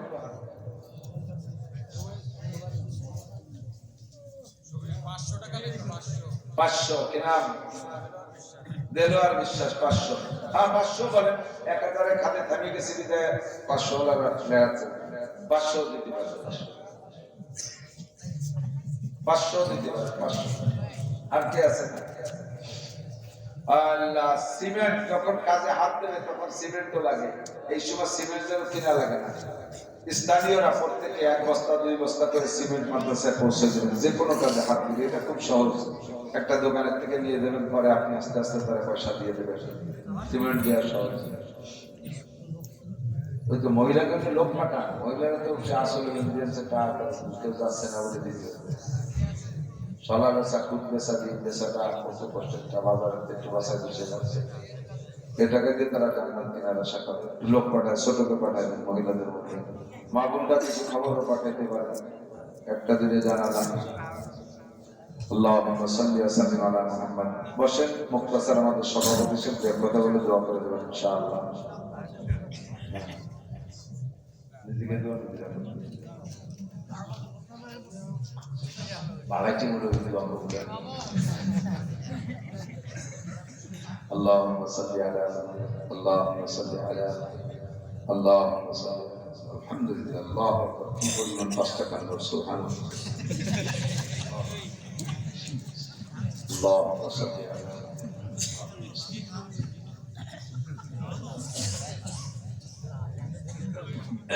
اللهم امين ربنا ظلمنا انفسنا وان لم تغفر لنا وترحمنا لنكونن من الخاسرين ربنا فاغفر لنا ذنوبنا وكفر عنا سيئاتنا وتوفنا مع الأبرار ربنا هب لنا من ازواجنا وذرياتنا قرة اعين واجعلنا للمتقين اماما اللهم اغفر لحينا وميتنا وشاهدنا وغائبنا وصغيرنا وكبيرنا وذكرنا وانثانا اللهم من احييته منا فاحيه على الاسلام ومن توفيته منا فتوفه على الايمان আয় রাব্বুল আলামিন শীতের রাত্রে গভীর রাত পর্যন্ত হক্কানি রব্বানি উলামায়ে কেরাম কোরআন হাদিসের আলোচনা করেছে। অবশেষে আমি মূর্খ আনপড় গুনাহগার যা পারছি বুঝেছি আলোচনা করে শাহী দরবারে ভিক্ষার দোকানে হাত তুলেছি। আল্লাহ আমাদের জীবনের সব গুনাহ খাতা এক্ষুনি মাফ করে দেন। ফজর পর্যন্ত বাঁচবো বলে কোনো গ্যারান্টি নাই। আপনি আমাদেরকে ময়দানে ডেকে নিয়ে আসছেন, খালি হাতে ফিরে গিয়ে অপমান করে। আল্লাহ আমাদের হাত দুটো নেকি দ্বারা ভরপুর করে দেন, আমল নামাটা গুনাহ থেকে পরিষ্কার পরিচ্ছন্ন করে দেন। আয় রাব্বুল আলামিন আমাদের আব্বা মা হয় মুরব্বী আপনজন দাদা দাদি নানা নানি যারা কবরে চলে গেছে সবাইকে মাফ করে দেন। আয় আল্লাহ কবর আযাব মাফ করে দেন, সকলের কবরে জান্নাতের দরজা খুলে দেন। আমরা যারা বেঁচে আছি আমাদের জান মাল ইজ্জত আবরু হেফাজত করে, ঈমান ও ইসলামের সাথে থাকার তৌফিক দান করে, প্রত্যেকটা কাজকে ইবাদত বানায় নেওয়ার তৌফিক দান করে, আপনার হুকুম আপনার নবীর তরিকায় বাস্তবায়ন করার তৌফিক দান করে।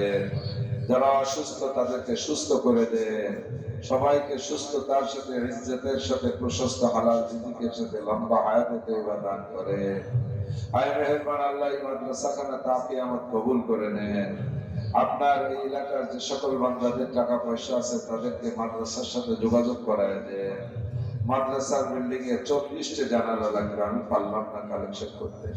আয় আল্লাহ রাব্বুল আলামিন আপনার গায়বী খাজানা থেকে এই জানালাগুলোর ব্যবস্থা করে দেন। আনুষঙ্গিক যা লাগবে সবকিছু মুহাইয়া করে দেন। ছাত্র শিক্ষকদের উত্তম খোরাক পোশাক বসবাসের পর্যাপ্ত ঘর বাড়ির ব্যবস্থা করে দেন। মাহওয়ারি বেতন দেওয়ার সুব্যবস্থা করে দেন।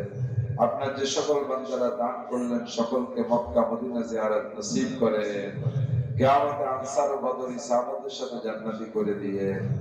আয় আল্লাহ প্রত্যেকের পারিবারিক অশান্তি থাকলে দূর করে দেন। মা বোনরা হাত তুলেছে তাদের নেক মাকাসিদে হাসানা পূরণ করে দেন।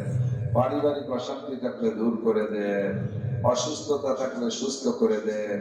নিঃসন্তানীদেরকে নেক সন্তানের মা বাবা বানায় দেন। আমাদের মরণের সময় জবানে খাজানা তৈবা জারি করে দিয়ে সাল্লাল্লাহু তাআলা আলা খায়রি খালকিহি মুহাম্মাদিন ওয়া আলিহি ওয়া আসহাবিহি আজমাইন বিরহমাতিকা ইয়া আরহামার রাহিমিন। আসসালামু আলাইকুম।